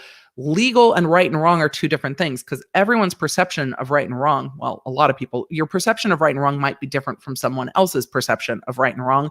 It's a very personal thing. We've got some basic rules, I think, that we all ascribe to, murder bad, don't put, raisins in everything. There are some basics that we all agree on. And that was a joke. It's not a joke, though. Don't ruin shit with raisins. But there are some right and wrongs that we all agree with. And then there's legal and not legal that you're like, that feels wrong, but it's still legal. That's where it gets difficult to have the conversation, because it's like, I hate this result, but it's still legally proper. And that's where change comes in. And that's why I talk about understand, evaluate, change. Because when you understand it and evaluate it, you're like, okay, I understand what it is, and I'm evaluating it because I don't like it, because this is why it feels wrong. And then you can change. So we're going to change that. I feel like I lose this hand. Okay, so here's the thing. When I turn my camera off, it gets turned because of the way I turn it off. And then I start losing this hand off the side, and I feel like I'm not balanced in the middle. That's more YouTube-y things than you ever need to know. Amy says, Ariel was 16 without legal guardian present, contract voided. But do we know the age of consent for mer people? Maybe the age of consent for mer people is younger. But yes, she was only 16. Question, will you look at Floyd Mayweather suing over breach of contract for non-payment of the Logan Paul fight? Yes. I know it has something to do with moving the fight. I absolutely will. Hello, Uncivil Law. I see you in the chat. Let's see. And then I'm going to get to any super chats that I might have missed. I'm going to pull them up on the back. Question, would it be advantageous for the judge to issue a gag order? Not if, and this is a strategy in a lot of cases. It depends on if it would help. At this point, it might not help because the shit's already out of the horse. But also, if the damages are done, shit out of the horse. If the damages are done, a gag order at this point doesn't do much. And if she keeps doing it, they're going to keep adding defamation claims. So it's one of those things where it's like, well, if we stop it, then we don't actually see what she's saying. If she keeps saying it in public, at least we're keeping an eye on it, and then perhaps it's actionable. I was going to pull up something. I forgot to ask, and I haven't said it this whole video, and we're like 2 hours in. Don't forget to do the YouTube-y things, and then we need to do court of public opinion. Don't forget to do the YouTube-y things, like the video, subscribe to the channel. It binged earlier. I didn't even get to bing on camera. I'm sorry. We're at 127,000 subs, which is insane. I'm going to have to think of what we're doing at 150. But if you are new here, please go ahead and like and subscribe and do the YouTube things. If you're in the replay crew, go ahead and drop a purple heart emoji that you got to this part of the video at the very end, because replay crew, we love you because you get it done, y'all. All right, I'm going to go peek at some of those super chats, and then we're going to do 2 more questions, and then we're going to do court of public opinion. And then I'm going to go run around with my parents for the day. And I saw some new members come in. Welcome, members. We're going to be adding some member benefits, and I'm very excited to share those with you guys. So we are working on some added things for the membership, and I'm very excited about it. Super chats that I missed. Let's see where. Oh, I missed a bunch of them. Sorry, y'all. I missed them when I was when I'm rambling through the topics. I don't have the chat on because I get distracted. So I'm sorry. Josephine F said, I have a pen problem too. Charlie David Lloyd said, popping in to say hello. We'll be in the replay crew in the morning. Stay awesome, Emily. Thank you. Shout out to the mods as well. Thank you. And thank you to the amazing mods. And thank you to all of the law nerds for keeping the chat a awesome place to be. Pink Piggy. We talked about the statute of limitations. Kristen Sawyer. I have seen this many times. We talked about that. Uncivil Law. Would you like to sell me the Emily D. Baker name? Sorry, Uncivil. I don't think you can afford it. She's expensive. The name is expensive. I am not for sale. Tori asked, can she buy her name back? Not if they don't sell it to her. Uncivil said, come up with a new brand name. Case in point, Joe Gold sold Gold's Gym. Yep, she absolutely should. Started calling the new company World Gym and was still allowed to call himself Gold because that was his name. Yeah, she can absolutely rebrand herself, and she was asking her community to help her do that. There's definitely a heavy play towards sympathy in her online videos. The Gift Heart said it seems like her strategy is to make it a zero-sum game. Agreed. By making the line lose value, even though she's gaining pity points. Yep, and she gets paid. She still will get paid under this contract and should be getting paid under this contract for anything sold under her name for time to come. Charlotte H asked, was there a non-compete? There is a non-compete for a period of time. Yes, there is. And then Joe Robinson said, happy birthday to my beautiful fiance, Julia. Julia, happy birthday. She's been watching you all year and keeps telling me to control F myself. Thanks for entertaining her during a mega stressful year, and congrats on 100K. Thank you, Joe Robinson. Happy birthday, fiance Julia. May birthdays are the greatest, aren't they? And you guys, new members, welcome, welcome, welcome. Sandra asked, maybe this was asked, but did she not have legal advice prior to the sale of her name? She said that she did not have legal representation in negotiating that contract. JLM said that she did. So no way to know. No way to know. But she said no, they said yes. Question. So both JLM and HP can win their respective suits. Seems like nobody wins. Yes, there are parts of these suits. She could win some of the employment claims and they could win her name. That can absolutely be a result. And yes, it's just everybody running up the clock essentially on lawyers' fees. So let's see. Stun. I need to learn keyboard shortcuts. We have a lot of TechTube creators that we are friendly with. TechTube is a great place to look for keyboard shortcuts. They know all the things. Control F is one of the favorites here. Question. If the court denies Ron Richards to be involved in the bankruptcy claim, can he still assist in an unofficial capacity? I would have to think on that one. The court hearing's coming up June 6th, I think. So I will contemplate it and we'll talk about it after that. Question, could this just be a PR play to promote her new brand, Instagram, and capitalize on the controversy? I mean, it feels very PR oriented to me. It feels very PR oriented to me, and it's definitely broadened awareness of her as an individual beyond just like the bridal group and the group that watches Say Yes to the Bride. I had never heard of her before this. I'm sure there's plenty who have heard of her now that hadn't, but it's not, I'm sure it's more stressful than just a PR play because she did get sued. The choice to go on Instagram and stuff might be the PR play. It feels PR oriented to me. So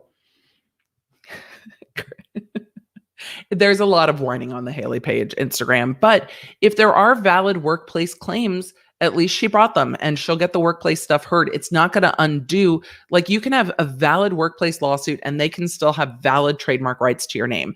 It doesn't necessarily undo the other. Watching from Ireland, first live ever. Marie, welcome to your first live ever. Glad you're here from Ireland. Amazing. Glad you're here. Kayla said Emily time is like gay time and is always much later. Just plan accordingly. Yep. I think there are a lot of us in the ADD world that have timing issues, for sure. Shelly B said, so homegirl brought herself a shank. It sounded like she was bringing weapons to a meeting. Look, if you are meeting with your boss and you feel like you need to have some sort of a protective device, those are allegations in a lawsuit.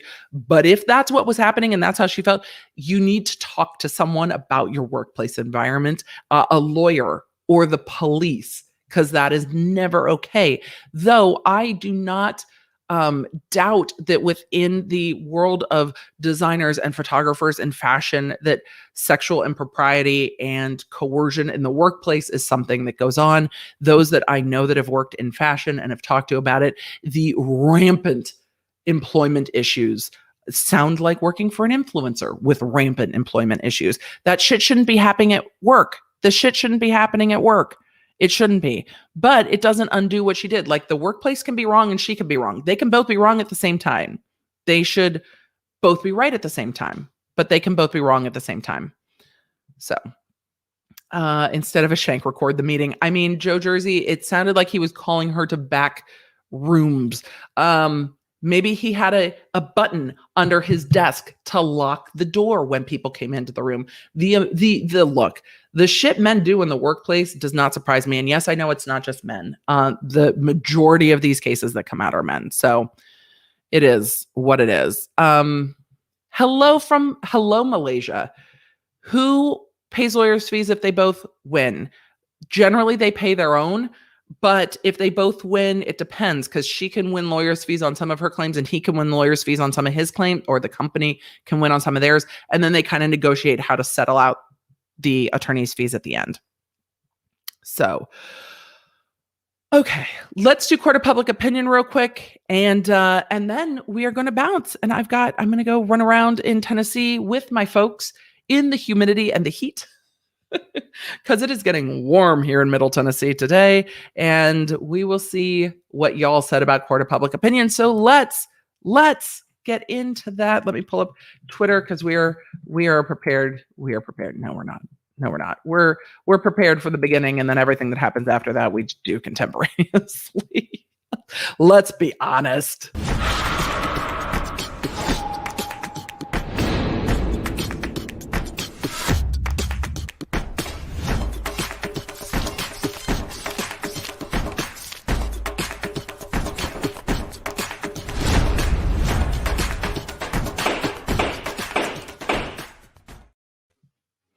It's time for court of public opinion. We did a would you rather on Friday. Would you rather have free Wi-Fi or free coffee? Unlimited variety. And let's pull up the vote.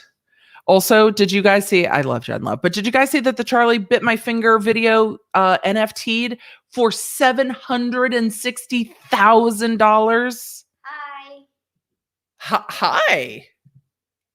Were you expecting me? I was not expecting you, but I'm always happy to see you. I'm almost done. We're doing court of public opinion. Do you and Dolphiny want to sit in my chair and wait? I'm almost done. No. We thought you were over, so we come in and hop in. You thought I was done, so you decided to come in and hop in. I'm almost done. You're welcome to hang out for court of public opinion. Do you want to hang out? I'm going out. I was just saying hi. Okay. Do you want to say bye to the law nerds? Bye. Okay, bye. We thought you were done. No, because they heard me talking. They know I'm not done. He just wanted to say hi because he likes being on camera, and I won't let him have his own YouTube channel. So he now treats mine as his. Anyway, Charlie Bit My Finger sold for $760,000. I'm going to have to go through this story. We're going to be talking about this. Charlie bit my finger. Ow, Charlie. 900 million views. You want to talk about viral videos? It's kind of like Big Mac Rap. Big Mac Rap is like a 2006 YouTube video. Big Mac, I need a double cheeseburger. Hold the lettuce. Don't be frontin', son. No seeds on the bun. Be up in this drive-through. Order for two. I got a craving for a number 9 like my shoe. I need some chicken up in here. Anyway, it's one of my favorites, but they get these crazy, some of these older viral videos have the craziest views. Same with like Bedroom Intruder. Anyway, court of public opinion, get back to it. You watched these things happen live. 2,000 votes on Twitter, unlimited free Wi-Fi, 77%, unlimited free coffee, 22%. I'm falling into the school of thought that if you're not paying for Wi-Fi, you can afford all of the coffee, but also you can make coffee at home. You can't really make your own Wi-Fi. So I'm kind of going with the I can make my own coffee, so unlimited Wi-Fi. That's what it is. That's what it is. Let's see what the community tab has to say. Community tab with over 11,000 votes. Y'all hit it on the community tab. I love it. I think you get alerts. On the community tab, more so than Twitter. Unlimited Wi-Fi, 81%. Unlimited free coffee, 19%. Wi-Fi, something everyone needs. Agreed. No one can agree on coffee. Everyone has to have it their way. True. I love iced coffee so much. I mean, obviously. Misty K, y'all spend way less on coffee than I do. I mean, same. I spend a lot on coffee, but I can make my own. Like if I had to, I can make, and I make my own. I mean, sometimes I can make my own coffee. I cannot make my own Wi-Fi. So I'm going with free unlimited Wi-Fi. I loved a Would You Rather. Did you guys enjoy a Would You Rather court of public opinion? I thought it was fun. Devil's advocate, Wi-Fi is included in my HOA. Oh, I want free tea. I mean, tea and coffee are interchangeable. You can have free tea. We'll allow it. But again, I can make coffee. I cannot make Wi-Fi. So a Would You Rather was a lot of fun. If you guys have your notifications on, that's when you will get these the notifications for the community tab too. If you want notifications when I'm going live across platforms, you can join the text crew. If you're in North America, we are working on expanding. Community needs to expand it. But textemily.com will get you into the text crew. Join, 3,000 of your friends getting notifications from me. I know other YouTubers use the text crew. I'm part of Phil DeFranco's text crew. I get his updates when his videos go live and stuff. I enjoy it. Hopefully you enjoy it. It's a way for me to keep you updated. I answer when I can, like across all social medias. I answer at the best of my ability. And with my folks in town, I am not answering as much as I normally do. You can follow me across the socials at the Emily D. Baker. That is where we share adventures on, the Instagrams and the Twitters. I'm on Instagram the most of my social media platforms, but I'm really in my YouTube comment sections and community tab more than even that. So YouTube main platform, then Insta, then Twitter. Twitter's its own thing. Twitter's its own situation. African lady Wi-Fi is very expensive in South Africa. I think that is a great international argument for why free Wi-Fi is the thing.